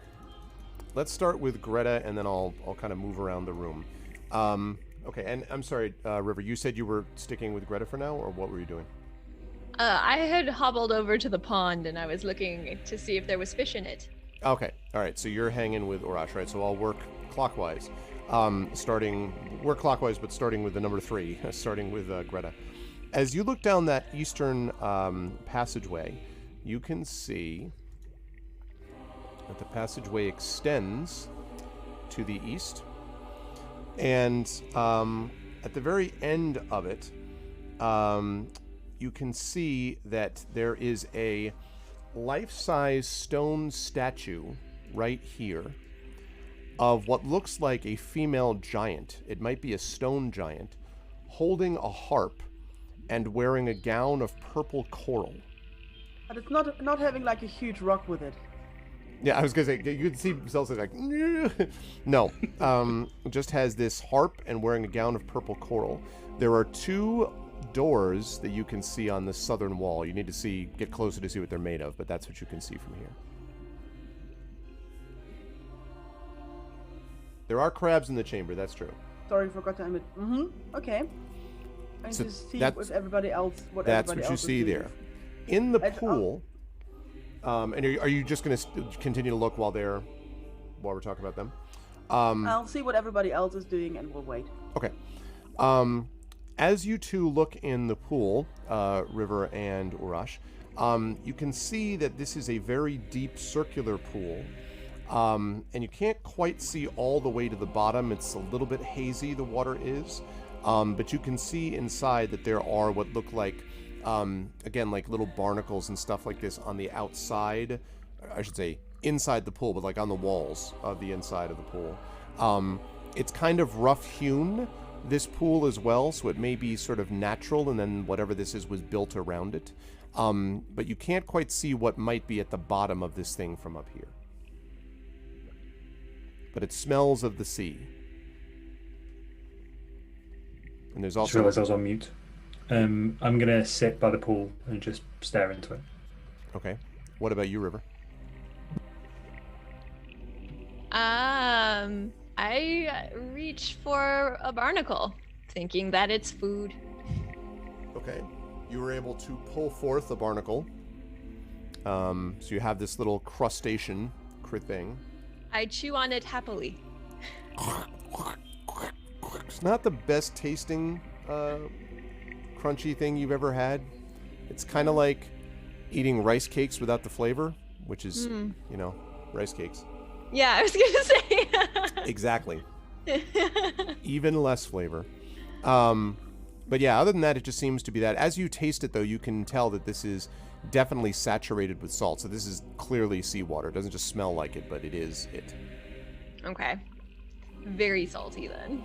The other thing you notice, by the way, as you're crunching away, River, is that to the south down here, right over here specifically, there is a narrow hallway, and you hear sort of this bubbling sound coming from down there. It's faint, and it's not like the bubbling of fire or the bubbling of lava. It might be, however, the bubbling of some liquid like water. Okay. That's coming from that hallway down there. Okay. And then the last thing is to the north, Celsig, you can find, I'm sure you'll be very excited to hear, several doors and a statue. And this statue as well looks like a giant, although a little bit different. This statue has what looks like a male giant blowing a pink and blue conch shell. And there are doors to the west and doors to the east in that passageway. No tentacles, Echo. At least not yet. Yes, we are in a water environment. I wonder whether they're expecting people to arrive via conch.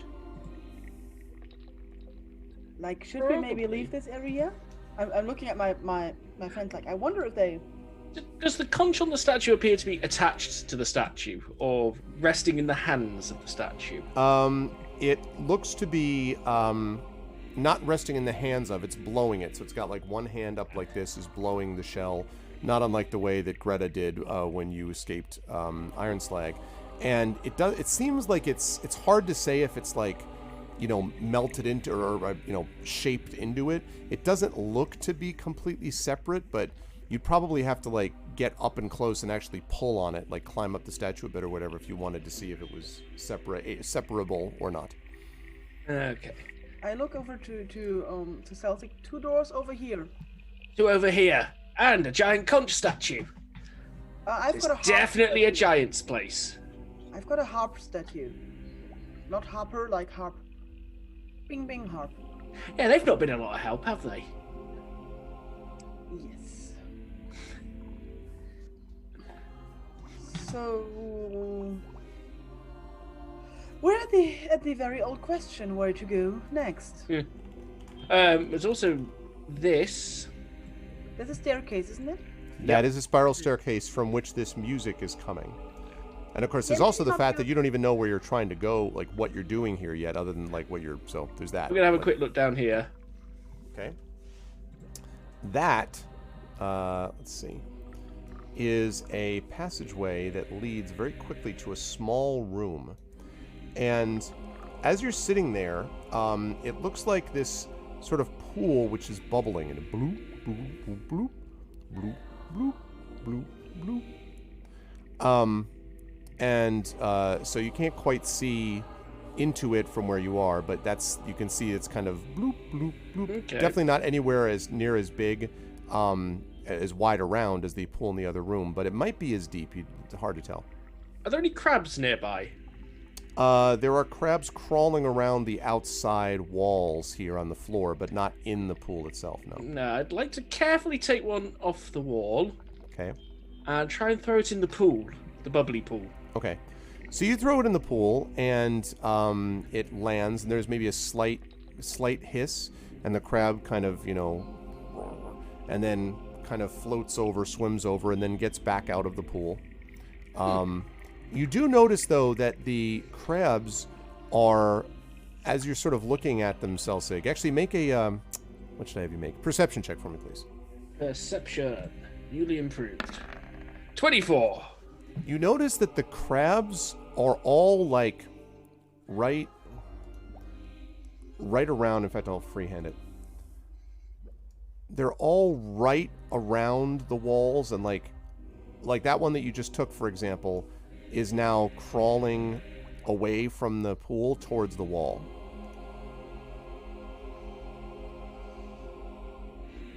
Come have a look at this. How can you be so curious? I walk over at being beckoned and then immediately pick up a crab and eat it. This is If also nothing else, crunchy, but worth much it. better than barnacles. The crab is like claws flailing wildly. And it's delicious. So I just munch happily. It is warm somewhat in this chamber, or warm and humid, basically. Celsig. I'm gonna. I hand a rope to whoever's nearest to me. I don't know who's following me over besides. That would be River. River, who's currently eating a crab. Yeah, I, as much as I'd love to trust River with this, she might get distracted by an especially large crab at the wrong moment. Can someone hold on to this rope for me, in case I need to come backwards in a hurry? I try to take it. One hand. Okay. Okay, I'm gonna go over to the pool and have a look in. Okay. Crabs are acting weird. Something's weird. So as you look at the bottom, you can see that the pool itself is probably maybe 20 feet deep or so, 20, 25 feet. but there's something in the middle. As I said, it's bubbling, and there's something in the middle of the bottom of the floor of the pool, like sort of in the center of it, basically, that's bubbling. And as you look, you're sort of looking down, and then you hear this.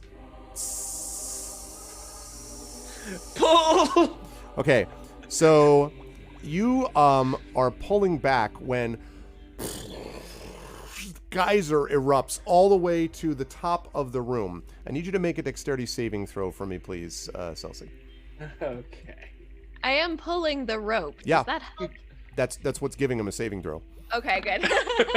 23. Okay, so you are yanked out of the way. Now I'm trying to think of. I guess you would have evasion. Well, this is not. The thing is, it's not really an AOE though. But so normally. Okay. You are going to take a grand total of 5 points of damage from scalding water, which you were aware would have been a hell of a lot worse if you had been over there without someone pulling at you when it went off. And as soon as you're sort of kind of recover, like, and look back at it, the pool has settled down and you notice the hissing has disappeared. If you had to guess, this is maybe like in the States, Old Faithful, right? Like a regular geyser that goes off every so often. I look suspiciously at the crabs. The crabs are still crawling there because they are just on the sides of the walls. But you notice that there's no crabs hanging out near the pool. They're all on the walls on the side. No, but one of them went through that pool without any Right. mishap. It didn't scar them, but that's right. But you didn't get the impression that the water was that way. Whatever erupted at the bottom, maybe like a vent in the bottom of the thing, shot up this water.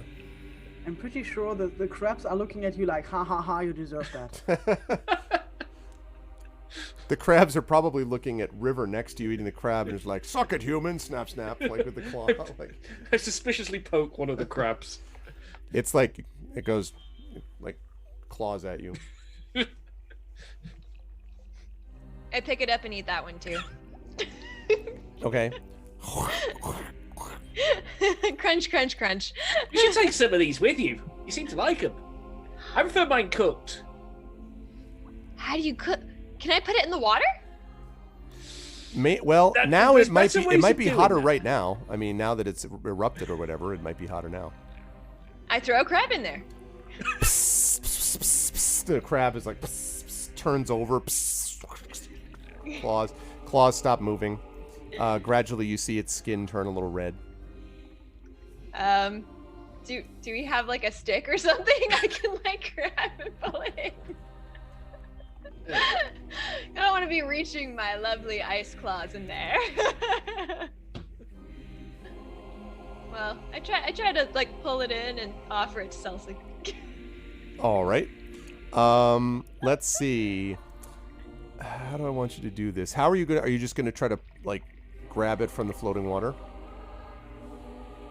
Quickly. Okay. Yes. Make a dexterity check for me, please.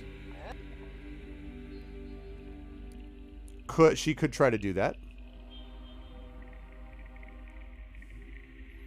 Yeah, like listen, this is the when you're trying to save the world, you begin by cooking crabs in a geyser. I mean, like I think Clearly, you also that's how you lose do your things. tabs, so then you don't know how to It's roll. these little moments. we have just had months of Hell Mountain. Exactly. Listen, it was not about it's about the crabs you cook along the way. That's what really matters most.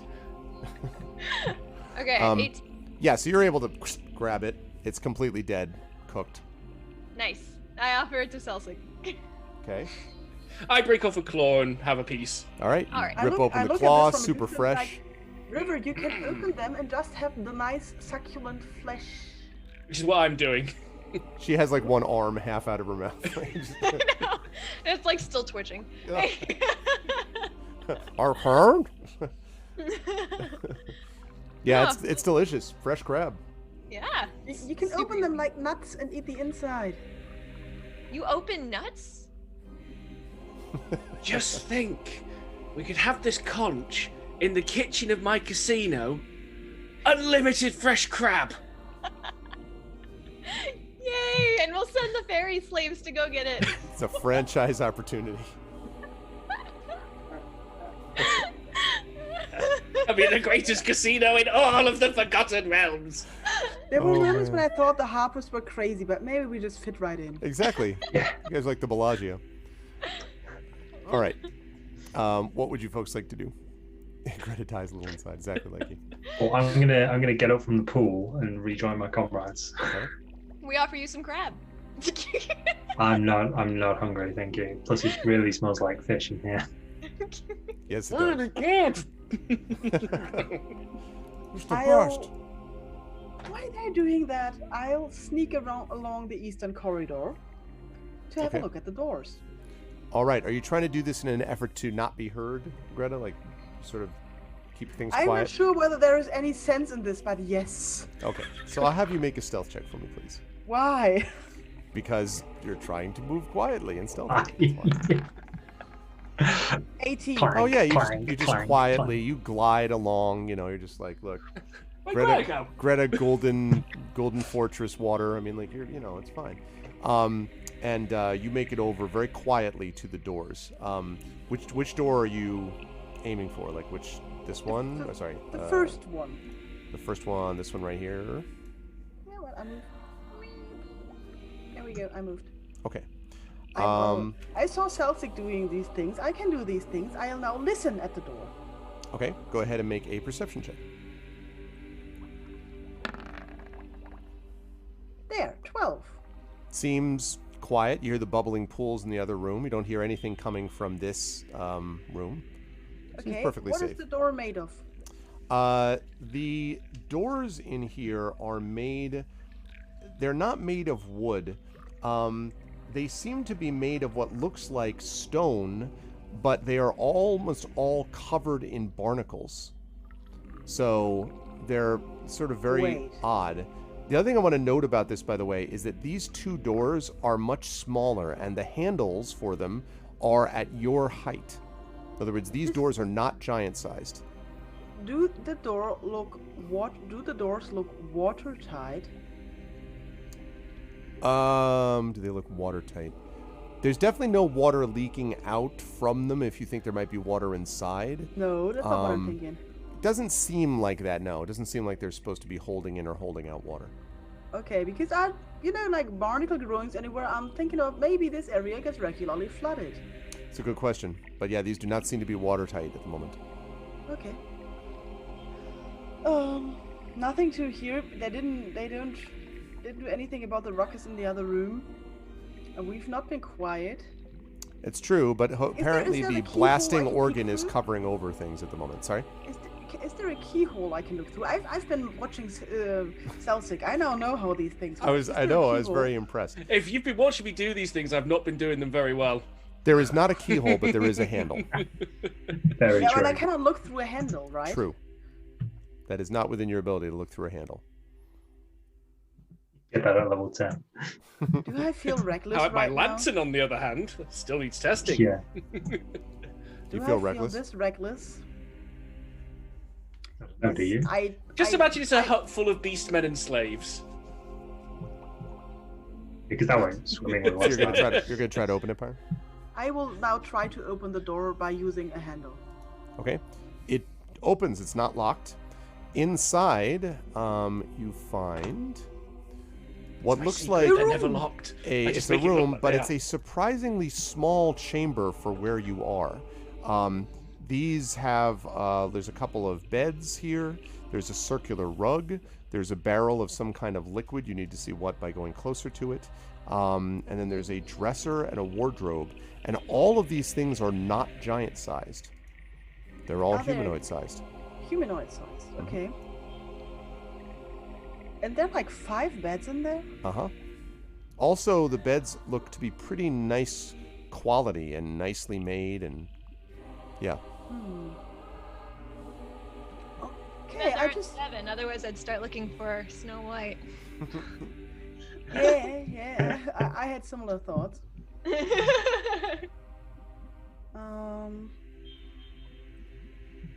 Okay. I quietly closed the door again, and I Okay. try the next room. All right, you're gonna listen first.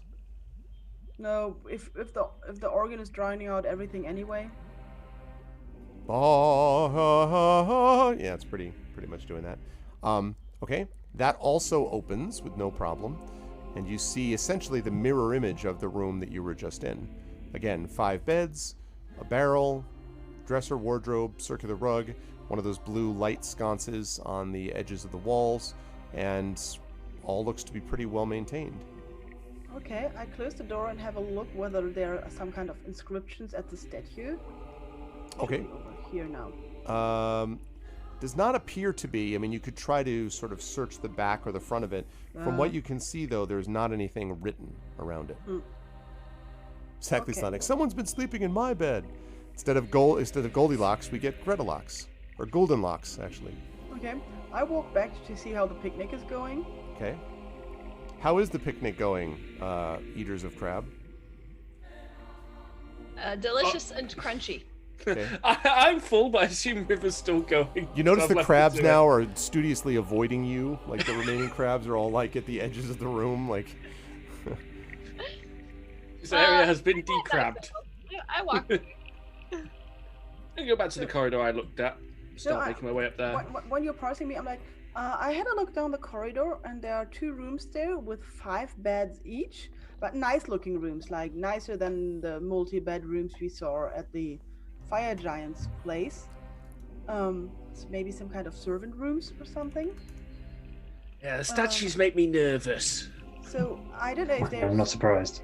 But there are 10 beds each, so maybe a lot of people will come down here sooner or later. So We should conclude soon then. So I'm gonna head up to the north and have a look. okay, so you're going to listen on either side?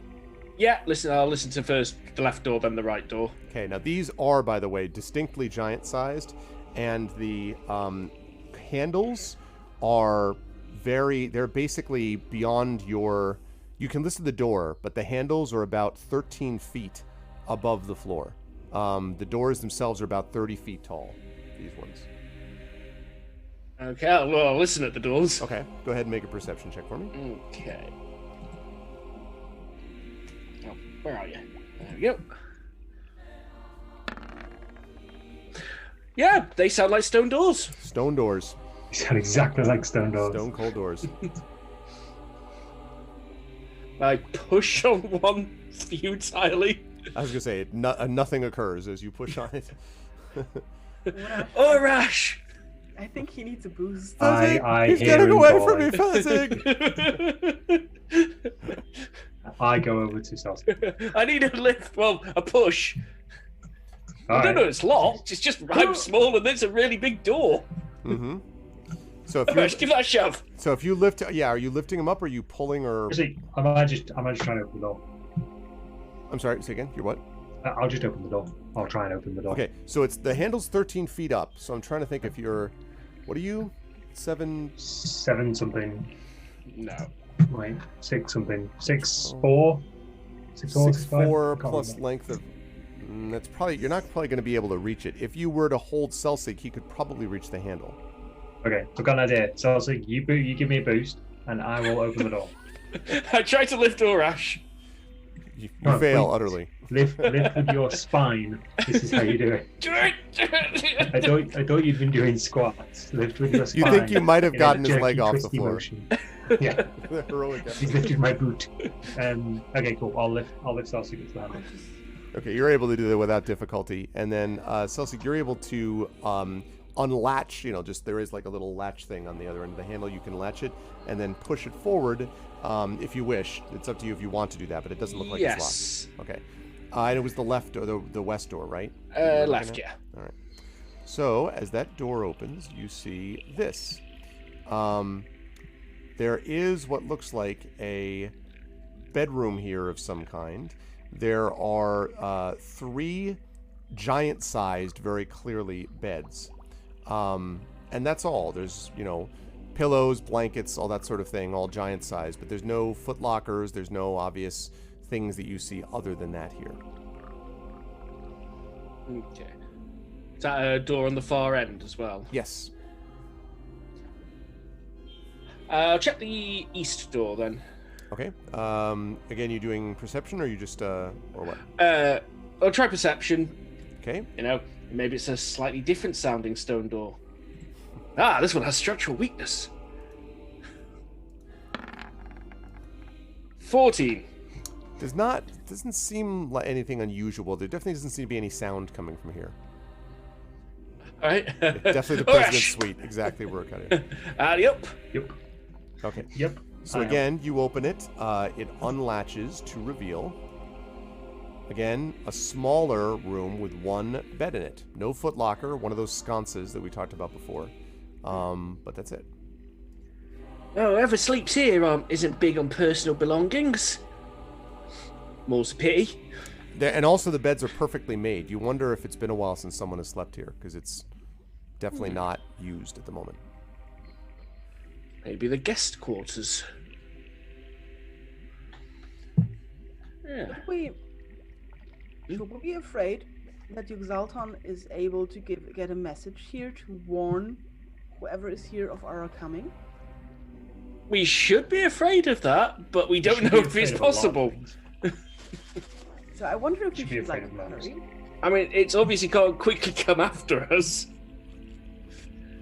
I mean, we've been able to have like a crab banquet.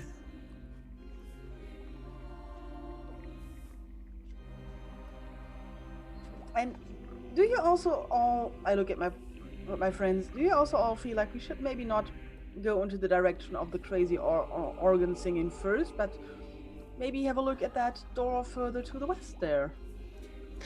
That's what I was thinking. That'll finding a shield and riding that fountain up. Yeah. Out of interest, can we tell where the singing is coming from? Yes, it's coming from up the stairs, definitely. Right. Okay. So that's definitely the last place we want to go right now.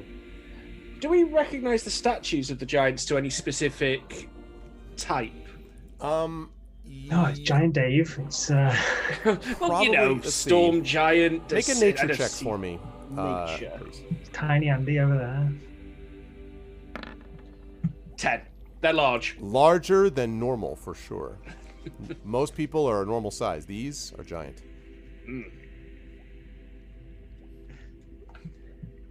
So these ones are big people. Yes, these are big folk. These are big folk. Like the other big Scientifically, folk. we know them as big. And Yes. These are big folk. I don't think they're the big folk that we just ran away from. No. Well, no, these are made of stone. Also that. But they definitely do not remind you of any specific giant but it's definitely, both this and the other ones seem to be similar types to each other, but you don't 100% know what type that is. I reckon we check out that other door. Yep. Heading over there.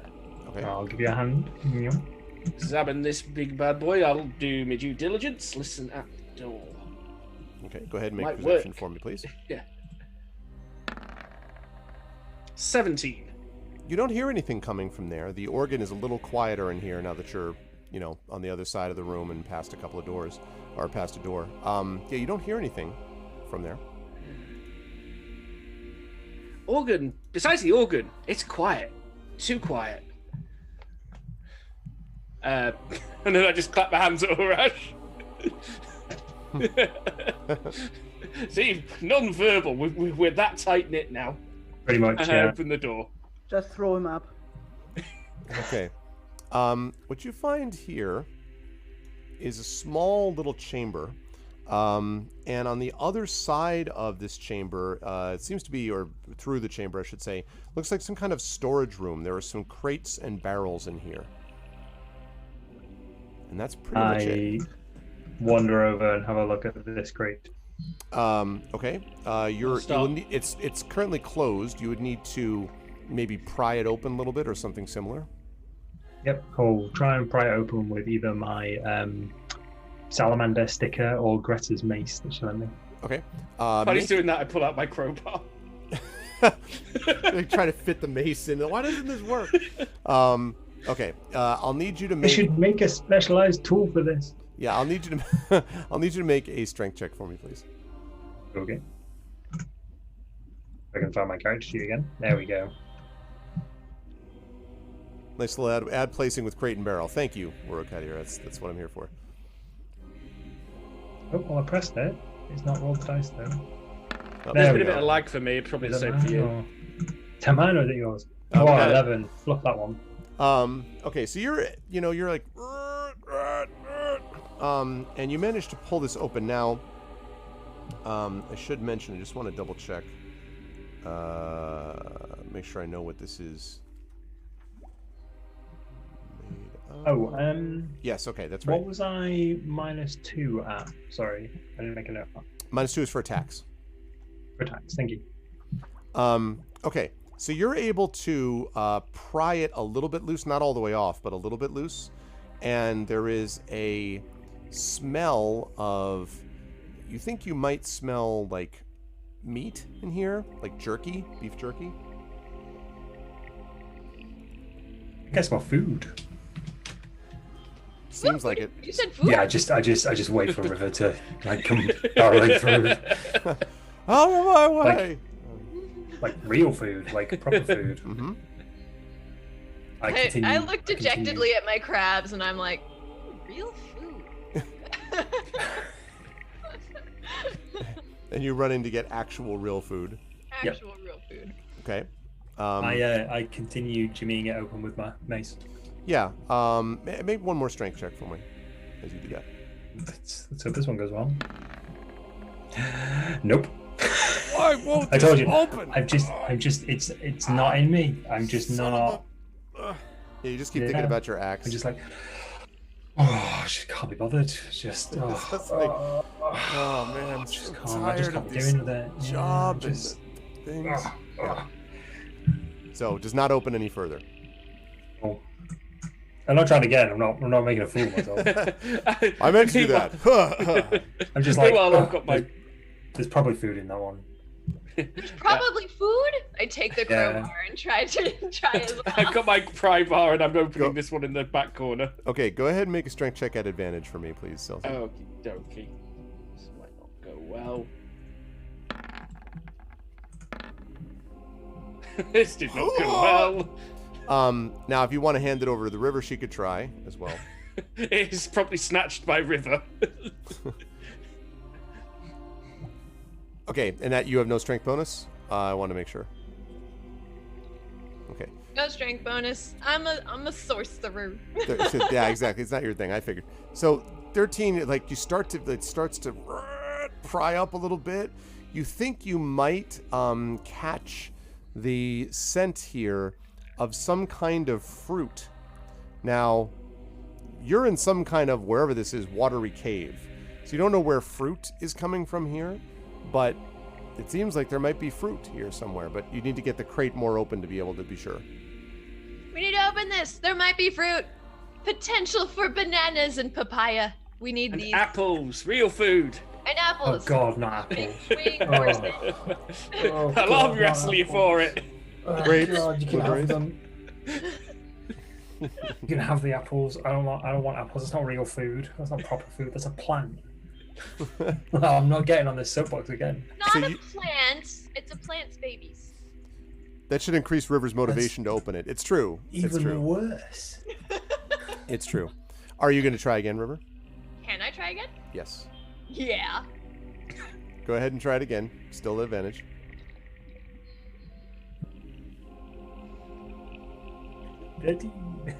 13 or a 3. Hurt!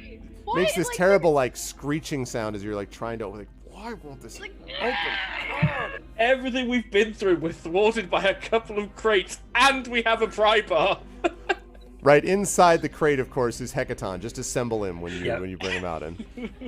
I'm just standing in the doorway and watching this whole scene unfold of my friends You're just just like, trying to break into this crate. You're just like, easily. this is We're the barrels of broken. liquor all over again. Yep. This is- We're broken. It's just Why won't you everything we've open? been Like, through. We're we're a just finely ground tuned down. machine unless there's food or booze, and then we just become Monty Python sketches. A lot of us.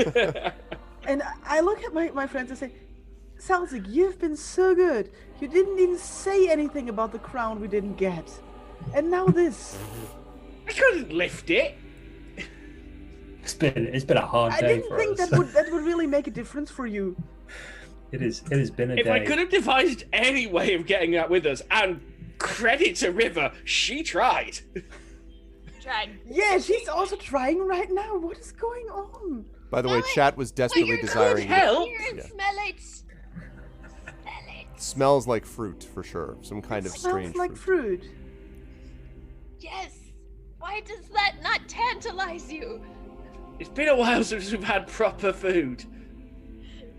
Well, yeah, We've nearly been food more than we've had proper food recently. the nice dwarf hermit gave you good food. Yep. And now we have a chance for more good food. I'm just gonna go stand by the door. Okay. Are you really so hungry? I look at River. I mean, yes. She continues to pry them. Why won't this? You could try a third time if you want, River. Since you just- I muster everything I have in me. Okay. I put all The my nails. body You weight asked for on that inspiration. rope. The Come nails on. just start. And I got a squealing as they natural fall. one. Oh no. Why? The crowbar snit comes loose. Oh, damn it. I just like sink to the floor next to the barrel and cry. All in tune with the organ music from upstairs. I just walk over, slumped, defeated, just pick up my pry bar and walk out the room. While he's walking past me, I take the pry bar and I try to open the damn crate for River. Make a strength check for me, please. Only I would get a natural one. I try to fight the damn strength check. This is the party's real low point right here. Yeah. 22. So just one-handed, you're like snaps open. You're like, what? It's just like open, pops open, and the Then I delicious drop the smell. pry bar and I move and I go out of the room. So I hug As you I before walk you leave. over, I crack it open and I walk out. it's just literally snap here. So it's so it is lined indeed with what looks like there are apples. You think there might also be some kind of it's sort of a large fuzzy nut. Is sort of the way I would describe it. Like there's like a coconut, but it's not a coconut exactly. Like it's a little bit larger for one thing. But there are a bunch of those in there. There are the apples that I mentioned, and then there is some other kind of some citrusy fruit. It might be a grapefruit or an orange or something like that. And again, none of these, none of these should be accessible here. But yet here they are. Ooh, I didn't know fruit grew in caves. And I start eating. Okay, which It specifically? doesn't- You got apples? Are we going Um, apple? I just happen to have an apple with me. Are you doing this? Are you? I'm pretty indiscriminate about this. I'm just sort of just shoveling food as my mouth becomes available. Okay, you're gonna struggle a bit with the coconut things. Yeah, Just letting you know. I'll just like gnaw on that for a little bit. Okay, so you just like, and you all hear the sound of like as their like teeth are like grinding along the shell of this thing, like eating Velcro if you were to jump out of a game or something. Not having a lot of success getting into the shell. The citrus fruit does taste like a slightly sour, sweet, acidic fruit. It has sections inside it. It's kind of like a grapefruit, except that it is a deep blue color, unusual color. And then you've got the apple, and that's just basically an apple. It is an excellent apple, though. It is the best of all apples, the Fuji. You can get your Honeycrisp and get that the hell out of here. Clearly, Fuji is the best apple. I'm kidding. I don't actually know the brand, except that it is a very crisp and fresh apple. Right. Great. I nom away. I offer with my mouth full, of course. I'll have a couple of them. We've damn well earned them. They're all pretty good. And Where did they come from? It came from a cave. Oh, did it? Oh, true. It came from a barrel. Where did it grow barrels? What? Where did it grow barrels?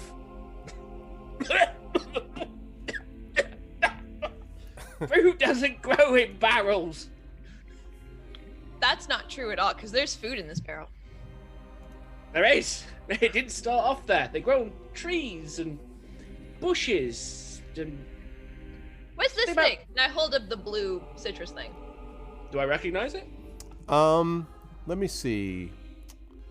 I don't know that you would. I'm trying to think of. Make a nature check for me again. It's your second nature check. It's blue. Yeah, it's blue. You don't recognize it exactly, although one thing that strikes you is that typically the apple is considered to be, in most places, kind of a fall fruit. It grows in, it's harvested usually in crisp, cool weather. The citrus, though, and the whatever the fuzzy thing, if it's anything like a coconut, those usually grow in tropical climates. So you have something which would not survive in tropics, apples, and then you have two kinds of fruit that would presumably not be growing in sort of apple weather, and yet they've all been packed here together and are apparently both fresh. These shouldn't be here together. What time of year is it, actually? I would say at this time you're probably looking at it probably is autumn. I would say. I don't actually remember where we set it. I think it might have been autumn, I believe. But yeah, it's probably late autumn outside. So you've never seen anywhere that has these coconut things before. So There's something to ponder. But yeah, these fruits shouldn't be available at the same time. I've seen many markets in many seasons. Fruits come, fruits go. Some fruits you never see together, such as these. That's a summer fruit. That's a fall fruit. in I fact, say that Selsig, because it falls on your head a lot. I was going to say, in fact, Selsig, the only thing you know about these things is that there are, of course, other regions beyond the Sword Coast and elsewhere where some things like this might be available, but they would be available more or less like on the other side of Faerun. You know what I mean? Like where it's summer in one place, it's winter in the other. So from far-flung places at the same time as, you've certainly seen apples before, but the citrusy fruit and this other thing, certainly not, and as you say, not at the same time. I think there's more than just the Duke that's got access to this place. Possibly more than the Sword Coast. Or the giants have some kind of magical supplier. We've been traveling with a giant in a tower with a wizard's head on top. Maybe there's a traveling giant fruit merchant. Does he fly around in a giant tree on a cloud? I would not rule this out at this point. Nah, I'd be disappointed if he didn't. Me too. I think this should be a thing. And if it's not a thing, we should make it a thing. Because we found the fruit. It's ours. We can merchant it how we want. We can find where it comes from. We could have more fruit. Oh. Then we could definitely start a Carrot tavern. on a stick. You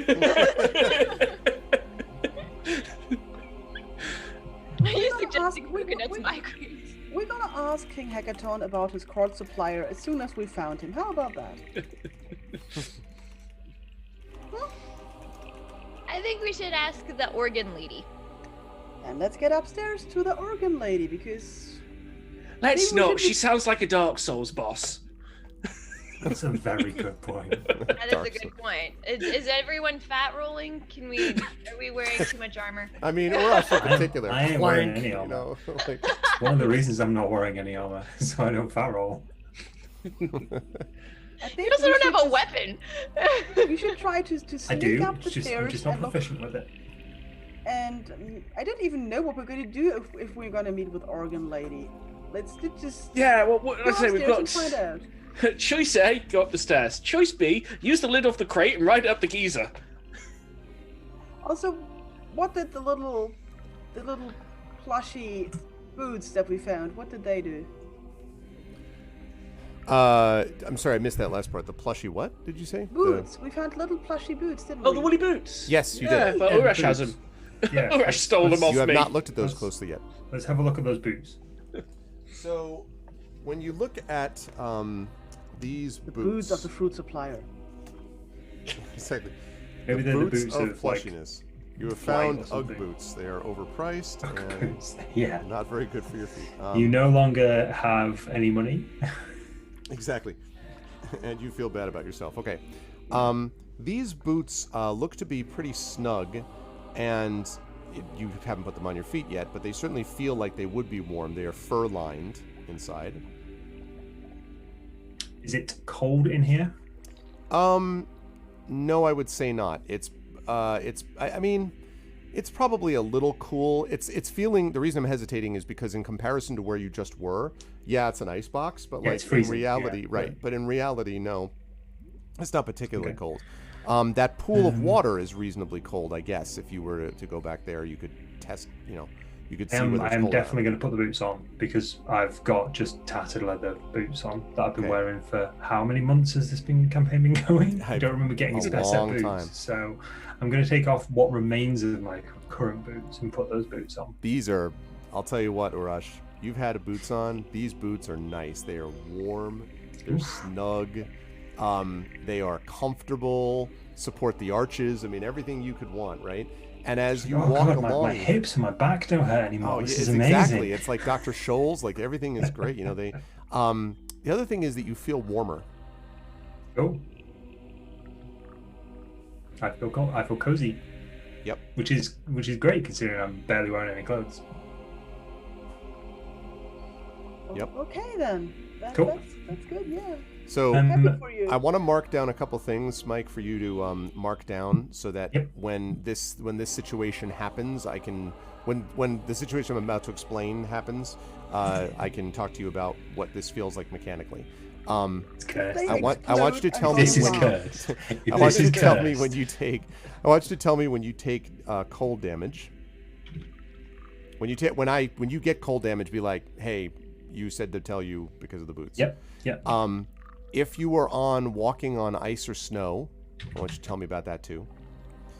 Yep. And when you are in particularly cold weather. But not if you happen to be standing next to an ice dragon. Right. If you're you're standing in it. next to an ice dragon, then this has no effect unless you use the boot to block the ice dragon's breath. Okay. I will make. So these boots are specifically useful to a scenario we were in 5 months ago.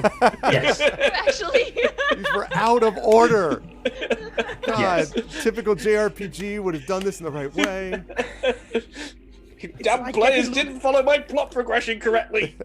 It's like getting loot in Diablo 2. Exactly. No, let me tell you right now, if you went to Iron Slag 5 months ago, we would not be having this discussion. We would be on to our new campaign. Yeah. Because you would not be alive. With our new characters. Yes. So Okay, yeah, that's what they I feel like. will, I will let you know. And I'm Let's just sneak gonna up the put. stairs. Are they just white boots? They are white and furry, and in fact, I think I might have a picture. Let's see if I do. White furry boots.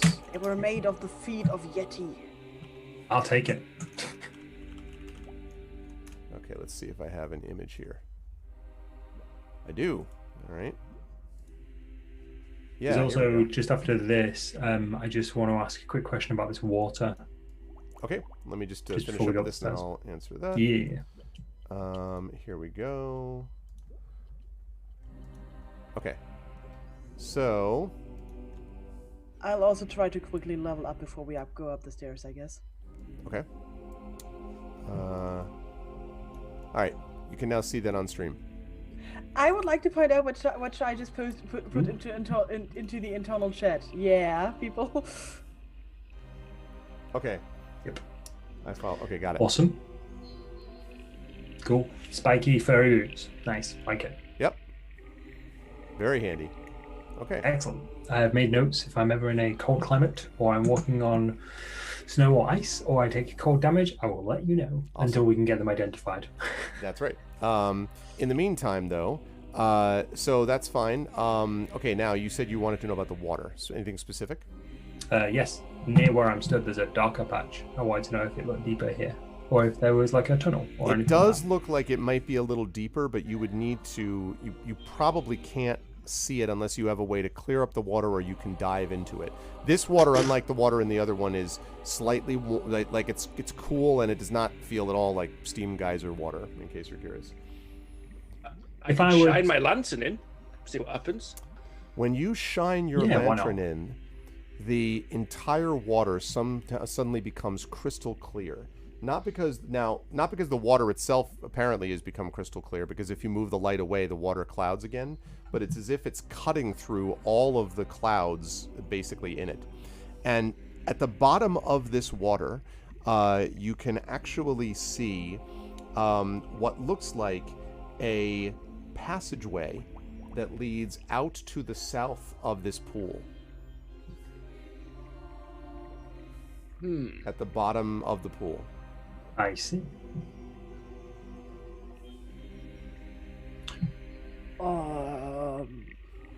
Do we want to investigate that before going up the stairs? How? I have a potion of water breathing. Well, I assumed it might be shallow enough that one of us could dive in and have a look. I thought this one was deep. I'm not good at swimming, so not me. I will go in, and I will see if I can reach the like, not the bottom, obviously, but like where this Which passageway direction? might be. Which direction does the tunnel go again? The tunnel goes to the southwest, roughly speaking. Okay, so away from the giant volcanic vent of scalding doom. Yes, that would be the case. Before I do this, I will tie a Need some rope light? around my waist. No, because I've got dark vision, so I should be all right. Okay. Thank you, though. I take the rope. Yeah. Tie a rope around So- my waist, give Gress for Selsig and River the other end. I'm just like, Yeah, is there anything we can tie one end of the rope onto? Not really in here, unless you want to try giving it to one of the crabs. You mean I try. It doesn't look impressed. The crab is like snap. It's just like one of the ropes that walks Well, away from you. if you if this pull the- if this pulls too hard, right, and you can't get me up, don't get yourself dragged in. I'll be okay. Thank you, But- Tasty Chai, for the resub. Hey, Sorry, Greta, you were saying? Oh, wait, somebody Okay. gifted a sub to Chai, an anonymous user. Thank Oh. you, anonymous user. Even cooler. Okay, sorry, go ahead, Greta. Okay, I grab. Just onto promise the me you rope. won't try and get in an underwater fist fight with a kraken. well, no immediate promises, but I'll do my best. So wait, Greta, I'm sorry, I didn't hear the end of that. What? I'll take. I grab the rope like really, like so that if he goes in, it still has like it's still a little bit tight, but not Right. not slacking. You know what I mean? Okay. Yeah. Sounds good. Also, just curious, how is this a 50-foot rope or a 100-foot Yes. rope? It's a 50-foot rope. Okay. Well, my rope is 50-foot rope. I don't know if anybody else has a 50-foot rope. We can tie them together and then get a 100-foot I rope. do have a 50-foot rope, yes. Okay, because this Are you came up good? in my last campaign that I ran earlier today, where someone was rappelling down a mountain, and they ended up having to tie two ropes together because, 50 feet. Like, so this thing looks like it's 40 feet deep. This pond or this pool. So Oh. that's why. So the pool might be 40 feet deep, but does that mean I'll hit the passageway before the bottom of the pool? Oh yes, for sure. The question Okay, really I is just how want- much distance beyond that. That's all. Yeah. Well, I'll go as far as I can, basically. Well, no, it makes sense just to tie a couple of ropes together, because at the end of it, Let me check if I also have a rope. I also think I have a rope. I'm not going to try and put myself deliberately in danger of I also have sea a rope. monsters. So we have but- 150 feet of rope. Okay, as long as they're all carefully tied together. Good All lord, right. yeah. Okay. And are you gonna use the water breathing potion that Celsius Um, offered? Right at the moment, I was just going to dive down, have a look in the passage, see if there was like a gate or a portcullis or anything like that. Because there's no point in me wasting the potion, like chugging the potion, if I don't need to. So I'll dive straight down, have a look, come back up, report, and then we can take it from there. Because it could be like, oh, there's actually a stairway to somewhere else, or actually that opens up into a lovely relaxation area. That's the spa, Or it could be I see a sea monster coming towards me, and I'm just like, nope. Celtic, could you shine the lantern down the pool so we see if he like gets sucked in or grabbed by something? Really, really good call. Yeah. That's an excellent idea. Okay, let's Okay. do this really I'm weird gonna- thing we're doing gonna- again. I Okay, love if it. we line ourselves up, I'm going to stand here, and you guys are going to kind of be near the water. So I'm going to go into the water here and go down. It's not so I'm going straight I'm here. into. So if we think of the passageway, this is for Arv's benefit. Mhm. I'm not going down the directly toward the archway of the passage, and then go to the side, and then kind of go into the passage. Does that make sense? Yeah, I think so. So you're staying away from the passage and then I'm going kind to of- one side, so Okay, it's not gotcha. my legs or my head that goes into the passageway first. I'm going to go down to the side and then kind of like float into the side of the passage. Okay. All right. Fair enough. Okay. So, hey, what's up, Grows and Flying Beat? So does River have a rope or did she eat hers? She did not eat a rope, I don't believe. Okay. So, you dive down and drop down to the sort of side of the passage. And then as you look, you can see that there is what appears to be a portcullis, and you can now see what is making this a little bit kind of cloudy, because there is a big sort of current that is flowing through here, and there's basically a what feels like a kind of how would I describe it? I guess it's just, a strong current that's almost pulling a little bit at you. Not strong enough that you can't control it. You can still, stay free of it if you wish, but it's coming from a large room of some kind. The problem is that it's so cloudy and kind of kicked up that you can't really see entirely what's there. You can just see a little bit past the area of the portcullis to show that there is more out there. So there's a big sort of chamber of some kind, which is underwater, entirely underwater from what you can tell, that's out that way. Okay. But the portcullis is sealed, right? Yes, the portcullis is currently down, but you can feel sort of water flowing through it as you're sort of looking at it. And you can see that there is a chamber out here. You just can't get to that chamber without figuring out a way to open the portcullis. And the portcullis presumably... Sorry. What is that horseshoe shape? So that thing seems to be this area that is so basically there is what looks like an archway above you can sort of see just the very top of the archway that's inside the room on the bottom of it. So you're looking out, you're here, and somewhere here on top of the entranceway leading into where you are, there is this little archway that goes over that hallway. And then you're looking through the iron bars of the portcullis, which are covered with barnacles, by the way, and look like they've been closed for a while, through at the rest of the water. So the only thing I want to take note of before I go back up is how much room is there between the bars of the portcullis? Probably, I would say, these are 10-foot squares. I would say probably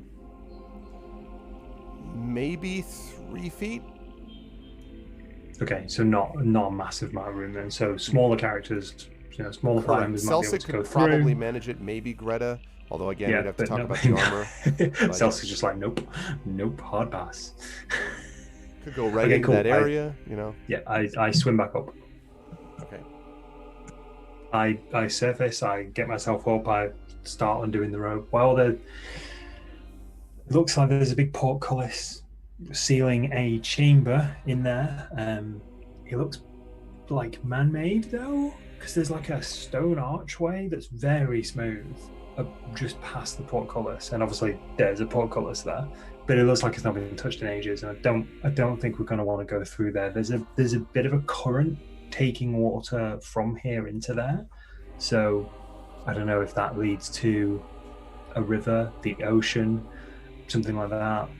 I don't know, but I don't think there's going to be a viable way of getting there. I don't think I saw. Quick out of character question for Arv. Sure. Did I see any levers or anything like that on the wall? You did not. I mean, you didn't No, do it. cool. Spend a lot of time looking, but you didn't see anything. No. obvious. I didn't see any like obvious No. old PlayStation 2 Raider games where it's like, oh, a sealed door and a massive lever. Yep, that not so sort of much. I thing. mean, No, cool. you obviously have even yourself been able to lift portcullises in the past, but you've never tried to do that underwater. Yeah. So yeah, I don't think that's going to be a way to go. Interesting though. Maybe there's a wider chamber. Maybe it links somewhere. I don't know. Maybe we'll find out.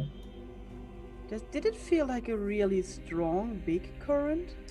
Not really strong. Like not so much that I'd lose control, but probably strong enough that if I were through into that chamber and there was a stronger current the further in I went, I'd probably not be able to control my swimming. So maybe there's like the maelstrom in there. Maybe. Yeah. River raises her hand sheepishly and says, I can breathe underwater. I can make all of You us what? breathe underwater. You never mentioned that before. I just did you? I just look slowly at River. I'm like, you can what? We cannot breathe underwater. What? No, we cannot breathe underwater. Uh-huh. I have a no. I know how. If I just wave my magic staff, I can do a lot of things. Oh, is this a spell? Is this something you do from Yeah. a book? Is You this, just do a wiggle yeah? jiggle and then you can breathe underwater. I see. How many of us can you make breathe underwater? 10 of us, but there aren't 10 of us, so all of us. Okay. I'm not comfortable with this. I mean, I'm not saying it's the safest route. I'm just saying it's an alternate route. But it could be that's like, Can we save You it till know. it's our only route? yeah, we'll explore our options. Do you know what I mean? I'm still a bit But afraid yeah. that the maelstrom might be on the other side of this, so... It is possible. Do we know? I know the name Maelstrom indicates a maelstrom, but is there an actual maelstrom here? Do we know that? We don't know we're in the maelstrom. We just suspect we are.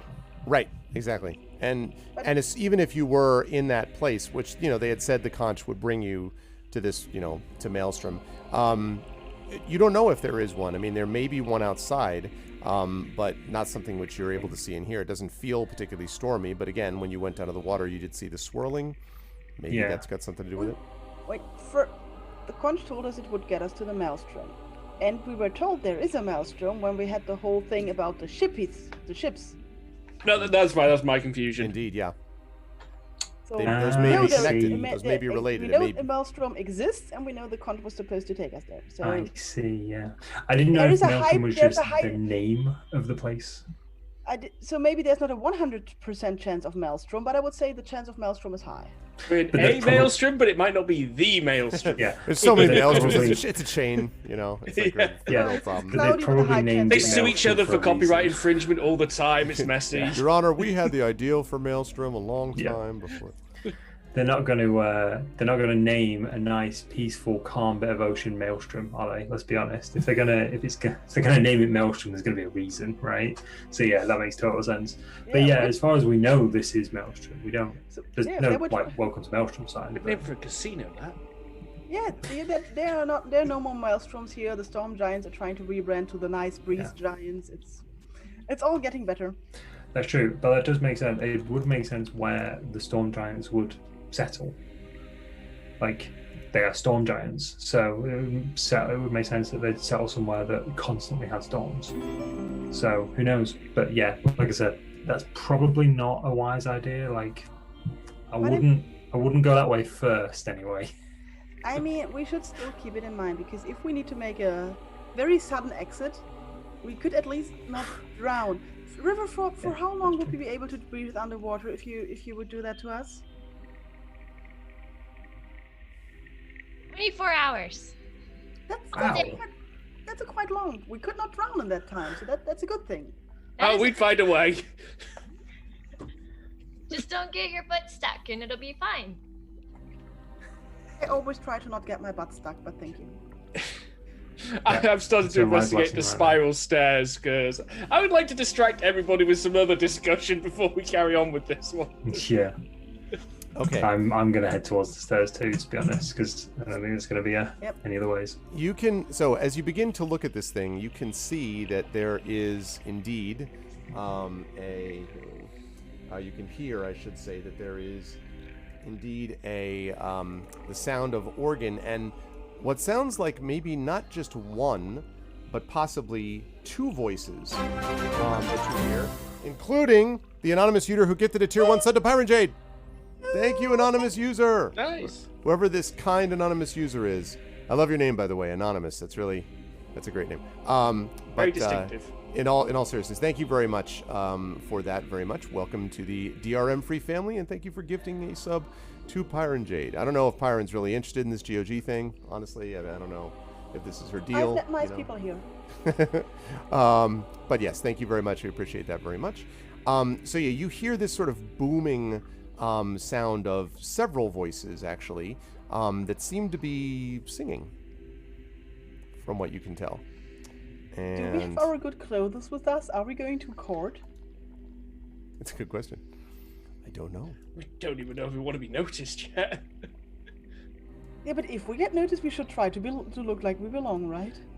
Okay. Yeah. I have our map set for whenever folks want to climb those stairs. If you do, I'm not sure if we should go in like weapon blazing, or try to like sneak in, or try to look our best.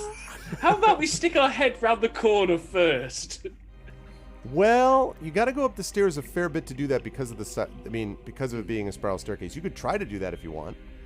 That's my intention. We could just say hi. That's an option. Sansa, could you check how life is up there, and then we decide whether we want to go in and kill or whatever else. Anything to avoid the underwater tunnel. All right. In that case, I'm going to bring you over, Selsig, and the players to this place. We're going to put you right there. There you are, dominating the entire stairs. Let me just give you a second. This belongs to me. This is mine. Okay. I leave that exact picture at the scene of all my monster. crimes. It's a miracle I've not been caught. The business card number on the back. You've been robbed today by... Yeah. Okay, so as the stairs come up, you have to come up like basically to around here to sort of see... Let me put you over there. This is a better way to describe it. You come around here, and then you'd be able to see out here what is in the rest of the hall. If you want to do Yeah. that. All right, I and will if are you trying to be stealthy while you're doing this too? Oh, yes. Oh, yes. Yeah, exactly. Sneak. All right, Yeah. go ahead and make a stealth check for me, please. Okay. 20. Okay, and you're quite right. It's a good question, Poison, because these steps are definitely not designed for humans or, in particular, halflings. So you have to basically scramble up and like basically pull yourself up, Geralt's Witcher style, onto each step as you pull up. So it's kind of exhausting. By the time you get to the top, you're just kind of like, but okay, so you're in there, and that allows you to, if you wish, look out at what is out. I will do so. Yeah, Save! I know, right? Okay. What you see is a rather extraordinary sight. It's the meeting of the conchs. It's the meeting I'm of- more concerned by the giant crab, honestly. This crab, yeah, well, you'll see.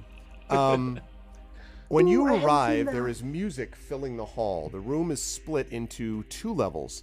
There is this 15-foot high raised ledge, which hugs the walls to the north and east over here. And there are gently sloping ramps that are leading up to it. And actually, I think I've got another staircase over there. Yep, I do. And never mind that part. Okay. So there's that.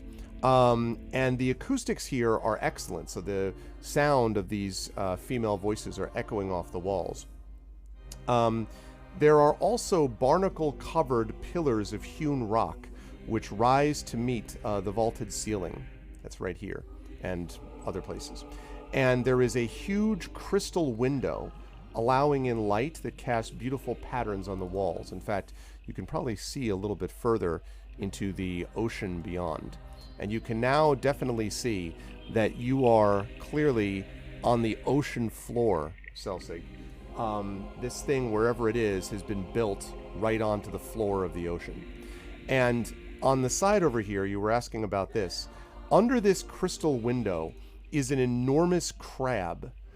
And on the crab are these colored nodules and hollow flutes of beautiful coral growing out of its shell. And over by it, there is basically a huge giant who is currently tapping one of the nodules on its shell and creates this burst of air through one of its coral pipes. So basically what I'm saying is this is a living pipe organ crab, or a living crab pipe organ, essentially. That's what this is. It's icky. And yeah, so it's occasionally it does one of its claws occasionally as it's being played by this giant. Standing, I should say, next to the giant is another. That one giant has their back turned to you. Is another giant who is standing forward and singing. And let me see if I can describe what each of these look like. Oh, I have a picture of it. Oh, awesome. So much the better. This is a picture well worth the seeing.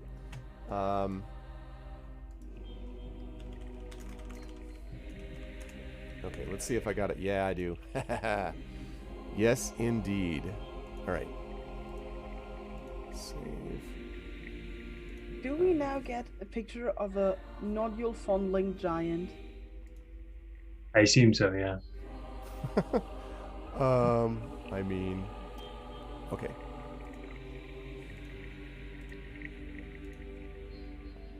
All right, so I'm going to show you. Oh, I can actually do it as a window capture. Let me do it that way. It'll be easier. Okay. So you see. There we go. Okay. You see this.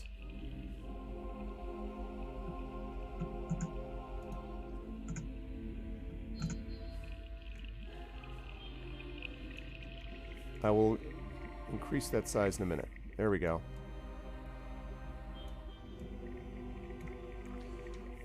Oh my God. So you can now see that the one who is to the left there is wearing some kind of what looks like a conch shell headdress, if you had to guess.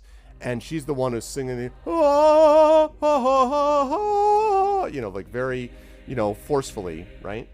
And then the one standing at this thing playing has got over here, looks to be a younger giant, but still a giant, playing the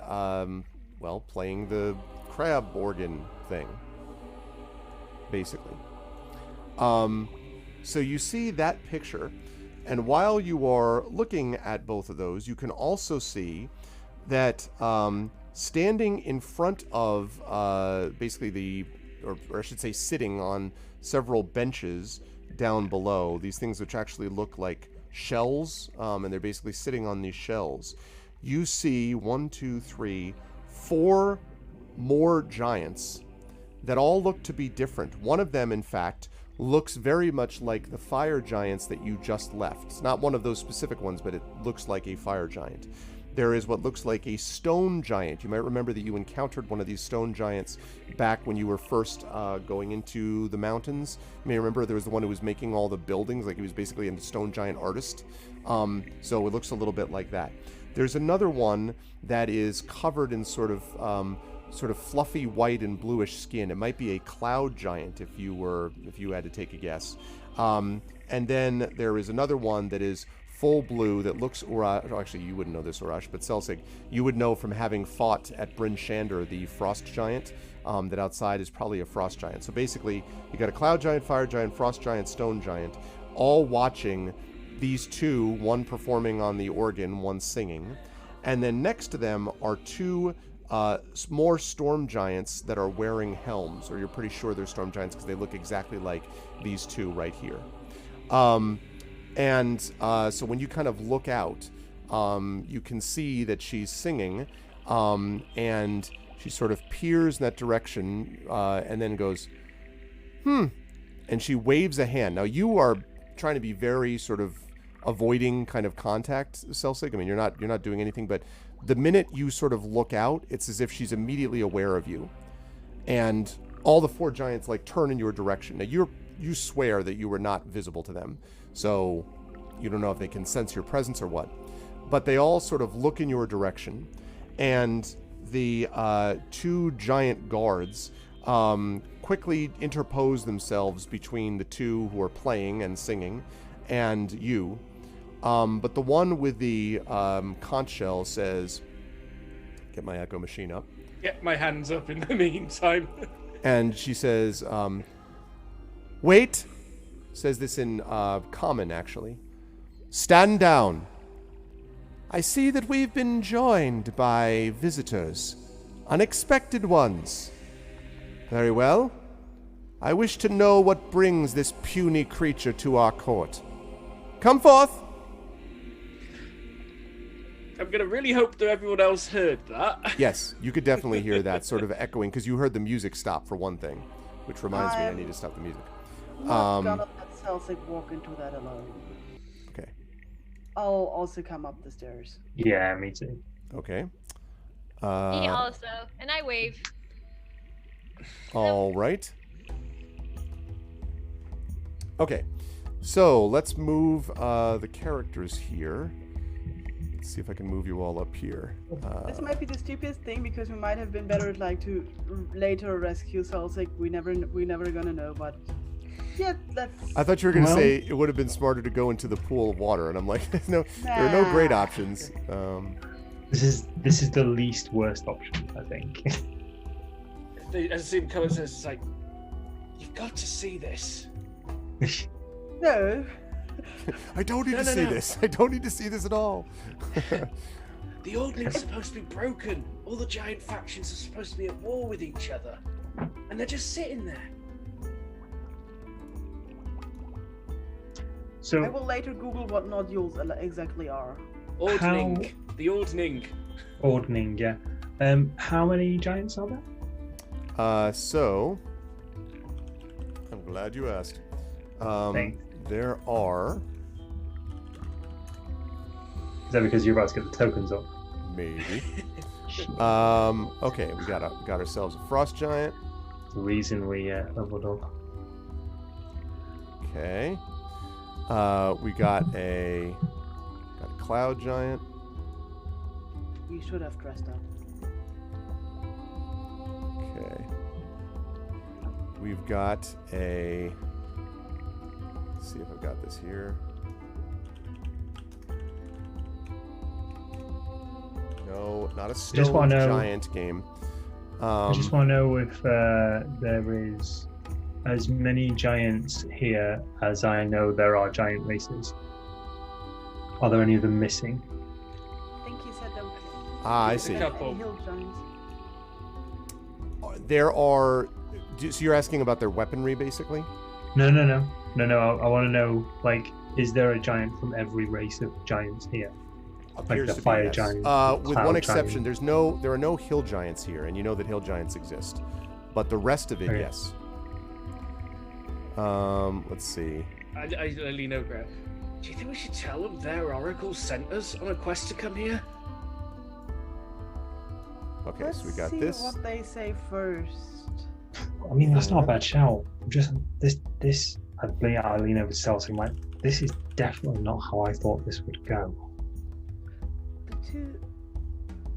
I mean, the fact that we are still not flat and are having this conversation is a bit different from most of our encounters with giants recently. This is better than I thought it would go.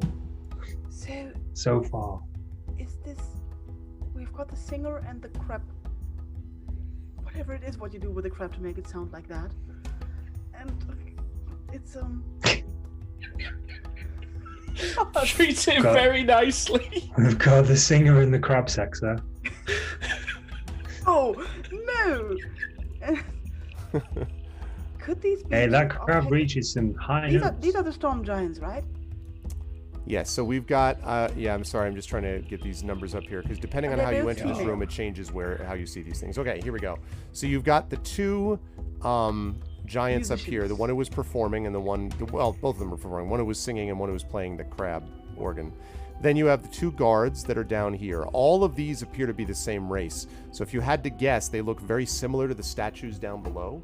So you would assume that these four that I just highlighted are storm giants. This looks very much like a cloud giant. You have a frost giant over here, a fire giant here, and then a what did I say? Cloud giant. Cloud giant is here. Stone. Oh, stone giant. Thank you. Yes, stone giant right there. So yes, every race is represented, Urash, except for hill giants, and they're all sort of standing and facing you, and kind of like staring at you. And again, as you sort of come in, there's kind of this silence as they come in, and then Mirren, the one says, Mirren. "Well, I was about to introduce myself, insolent one." She says, and she says, "I am Mirren, one of the great King Hecaton's daughters. What are you doing, other than staring at me gawking? Well?" Can we please film Should we that? say we're looking for him? Is she the good one? No. The good I one- lean in like, no. the good one had a name starting with S. Sarissa. See? Well, just don't stand there like crabs with your mouths open. What have you to say? I'm May sorry. have we were just- miscalculated the situation. I'm very I sorry, Mirren. We're just not accustomed to a court of giants. We were We of just the in belief awe. that the giant factions were at war with each other. Nonsense. We are currently in a state of transition, but as you can see, I and my sister are beginning to arrange new diplomatic involvements with our friends. And they kind of look at the other giants who are all staring still at you, and they say, "Soon enough, our position will be more widely held." I would like to step forwards. Okay, so you do, and I bow quite deeply as well. And Me I too. look up and I say, I don't.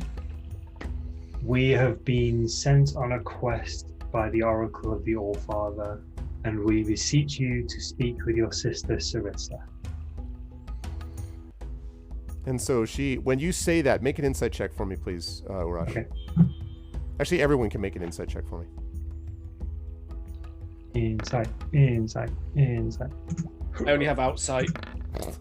I've got it. You're not the Clearly. only one. I rolled a Yeah. one. Wow, like I have no idea what the hell's going on. No, not Okay. a clue. I'm just like, I'm not even Two sure what natural I'm looking ones. at right now. Like, So we've I got can't even take in this scene.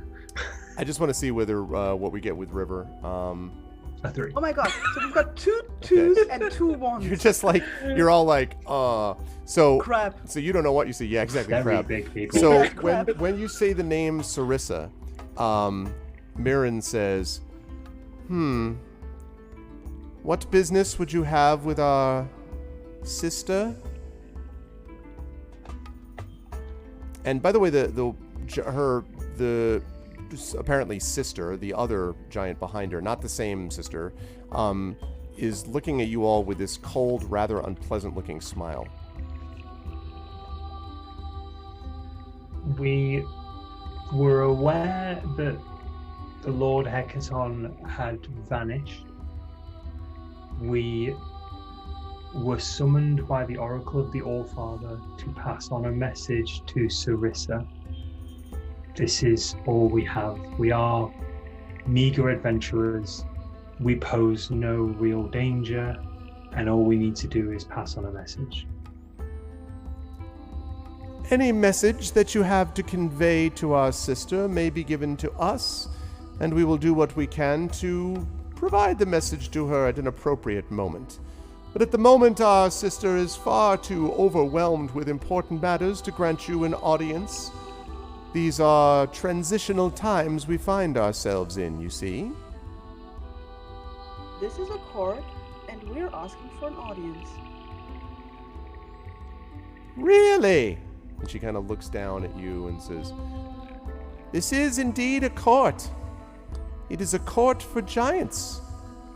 I'm afraid you don't understand the situation you find yourselves in. And your insolence," and then Nim behind her, and I saw the message, Nim behind her, the sister that she introduced as Nim, says, Mirren, there is no need for unpleasantness. Certainly not in front of the others. Okay, all of you make one other insight check. Quick, so I don't forget. Crab. Ah, Greta, like, light pours from Greta's face. I got it. Now the crap. giant has my attention. When she said others, her eyes clearly flickered down to the giants on the ground, who are, from what you can tell, the others, the cloud, the fire, who seem to be looking back and forth from her to you. If you had to guess, Greta, this is some kind of a diplomatic meeting or something, like, like event, and you get the impression that these are maybe ambassadors or something. And Nim says, I will ask our guards to escort you back to some safe quarters. We will discuss things, my sister and I, and then we will speak to our sister Sarissa. No doubt she will make some time available for you. Isn't that right, Miriam? And Miriam kind of looks back and kind of gives her this, vaguely, I would roll eyes if I could, but I'm not. Very well. Down, baby. Take the guards away. Take the guards away. Take them down to their rooms. And the guards, picking up all of you by their feet. What? I'm just kidding. I was watching in Zoom. And the guards walking up to you, towering over you, sort of wait silently whether you're going to turn and go to your quarters or not. To back up. Yeah, this is not a fight I'm gonna pick. No. Greta and River, let me know, and then we'll wrap. I look at Mirren and the other sisters who's Nim. Haha, I'm getting better with names. That's right, Nim. Mirren and Nim. I said, thank you. So we see there is still order at court. We will await our audience. And then I ignore the guards and go down the stairs. Okay, you go down the stairs. As you do so, who's the last one out of the room? Would you say? Greta's first. I think I was the last one up the stairs. I think I was in the middle. Okay, make one Crab. insight. Oh, yeah, I think make one insight check for me, Urash, as you leave.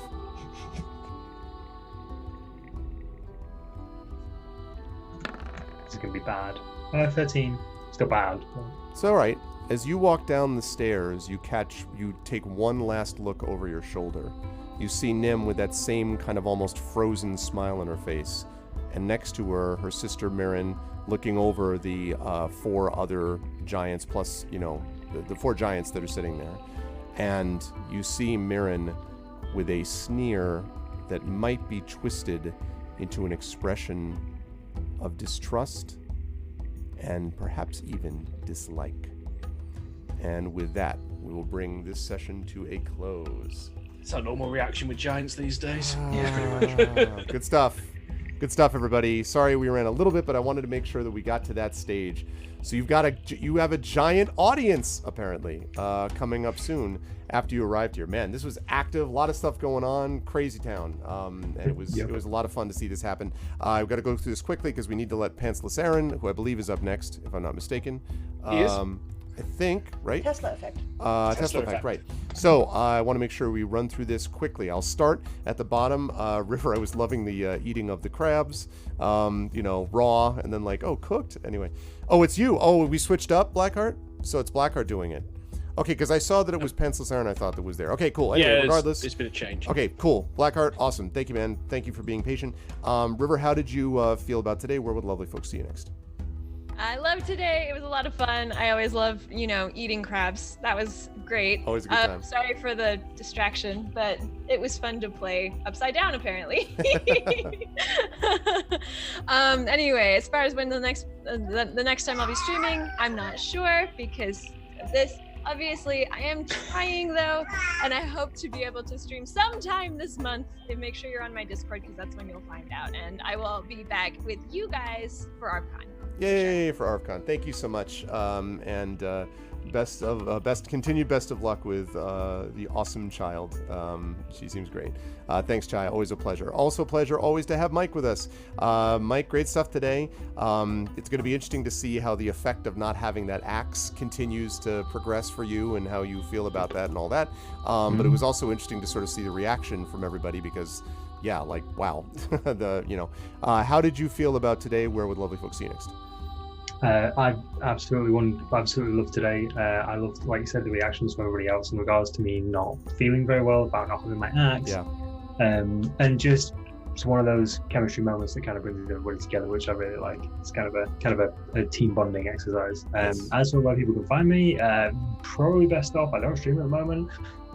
TBC. You're probably best off following me either on Twitter or Instagram, so that's Peripheral Mike on both of those channels to find out all the latest and greatest for myself. Always a pleasure, Mike. Thank you very much, and we will see you, of course, a week from Saturday for ArvCon as well. Oh, one quick note to the party, by the way. In the meantime, in the next week and a half, please make sure that you level up your characters if you haven't already, and we can talk about that at the beginning of this session next time as you move to level 8. Wow. Moving right up in the line. Saber, great stuff again today as well. I was really enjoying, and I didn't mean to sort of take away your ability to stealth, but clearly there's some magical thing that allows them to see when people are even in the area. So they were kind of staring in your direction regardless. But you had a lot of good moments, including dealing with diving out of the way of an incendiary cloud and all that other stuff. How did you feel about today? Where will the lovely folks see you next? I had a lot of fun. I am just absolutely delighted to be out of that sodding mountain. Exactly. Which was now which you're in is a why I was soddy happy- mountain, so that's all good. That's good. But I was happy to take the opportunity for some just to sit back and have some hijinks with throwing crabs in geysers and things like that. So that was very fun. I will be back tomorrow. I'm waiting to see what's going to be in the GOG sale tomorrow, and if there's nothing that takes my interest, I'll be doing some more Bloodstained because I'll take the excuse. I was going to say, twist your arm, right? Oh, yeah, definitely. Always a pleasure. Thanks, man. And we'll look forward to seeing you for Saturday for ArvCon as well, a week from Saturday. And last but certainly not least, Pyron. Again, great stuff today. I wasn't sure how all of this was going to go down. And again, this sort of reaction of you just being like, really, with the barrels, that was precious, by the way. Just walk in, like open it, hand it to them, leave. Was a lot of fun. How did you feel about today? Where will the folks see you next? I loved today. It was a wonderful, wonderful evening. I seriously love, and currently I also need these kind of sessions. So next stop for me will be ArvCon, I guess. I don't think I'm gonna get another stream in there before, but everyone else should have a look at the schedule, which I saw some streamers did not update yet, because we're gonna have a lot of streams for the GOG zombie Gogalypse this week, because we're celebrating Zombie Awareness Month. I didn't even know this exists. I didn't know that either. And it actually even has a Wikipedia entry, so you can. Oh my god. You can read this, and so yeah, please keep an eye on the schedule. Stay tuned for Blackheart. I'm sorry we're going over again, Blackheart. I'm really sorry. Sorry, Blackheart. And so yeah, see you again soon. Good stuff. Thank you to everybody. You'll see them all at ArvCon, and separately, Pyron, we will chat about other D&D related matters soon, shortly. But that is going to do it for them. So chat, can we get some love for our wonderful players? Always a pleasure to play with them. I'm so happy I get to play with them twice this month, so I get to play another time this month is what I mean. I love that. So I'll see you folks a week from Saturday. Thank you to Pyron J, to Darksaber2K, to Mike Smith / Peripheral Mike, and to Tasty Chai. Thanks everybody. Good stuff, everyone, and I'll see you folks soon. Bye. Okay. So that is going to do it for now, because I've got to give way to Mr. Blackheart, who I've been good about getting stuff over to him earlier as of late, but I wasn't able to do it today because, man, just so many busy things going on. But I hope everyone enjoyed themselves here. I always have a blast doing this. I mean, again, favorite game, so it's not too hard for me, but it's especially my favorite game because I get to play with wonderful players like this. If you like what you saw and heard, please make sure to follow GOG.com. Please also subscribe to us here on GOG.com. We had a couple of anonymous subscriptions today. And please check us out on our individual channels. I will be back on my channel in a couple of hours playing some Apollo Justice Ace Attorney with the Arvocalist, which is my amazing voice team. But for right now, that is going to do it for me because I've got to give way to Mr. Blackheart, who is going to be with you next. Playing. What are you playing, Blackheart, today? What are you playing? Tell me. I didn't see it. What are you playing? Oh, okay, got it. Exit the Gungeon. Okay, so you're going to want to check that out. That's awesome. Yeah, stick around for him. Always a pleasure. Thank you all so much, and I will see you lovely folks. Again, stick around for Blackheart. I'll see you maybe on my channel later on. Also, next Tuesday, I'll be back here for Pen and Pixels, The Witcher 3 Wild Hunt, and the weekend after that, ARFCon with the GOG people. That's it for me. Thanks, everyone. Much love, and I'll see you folks soon. Until then, be good to each other. Stay safe. Bye for now.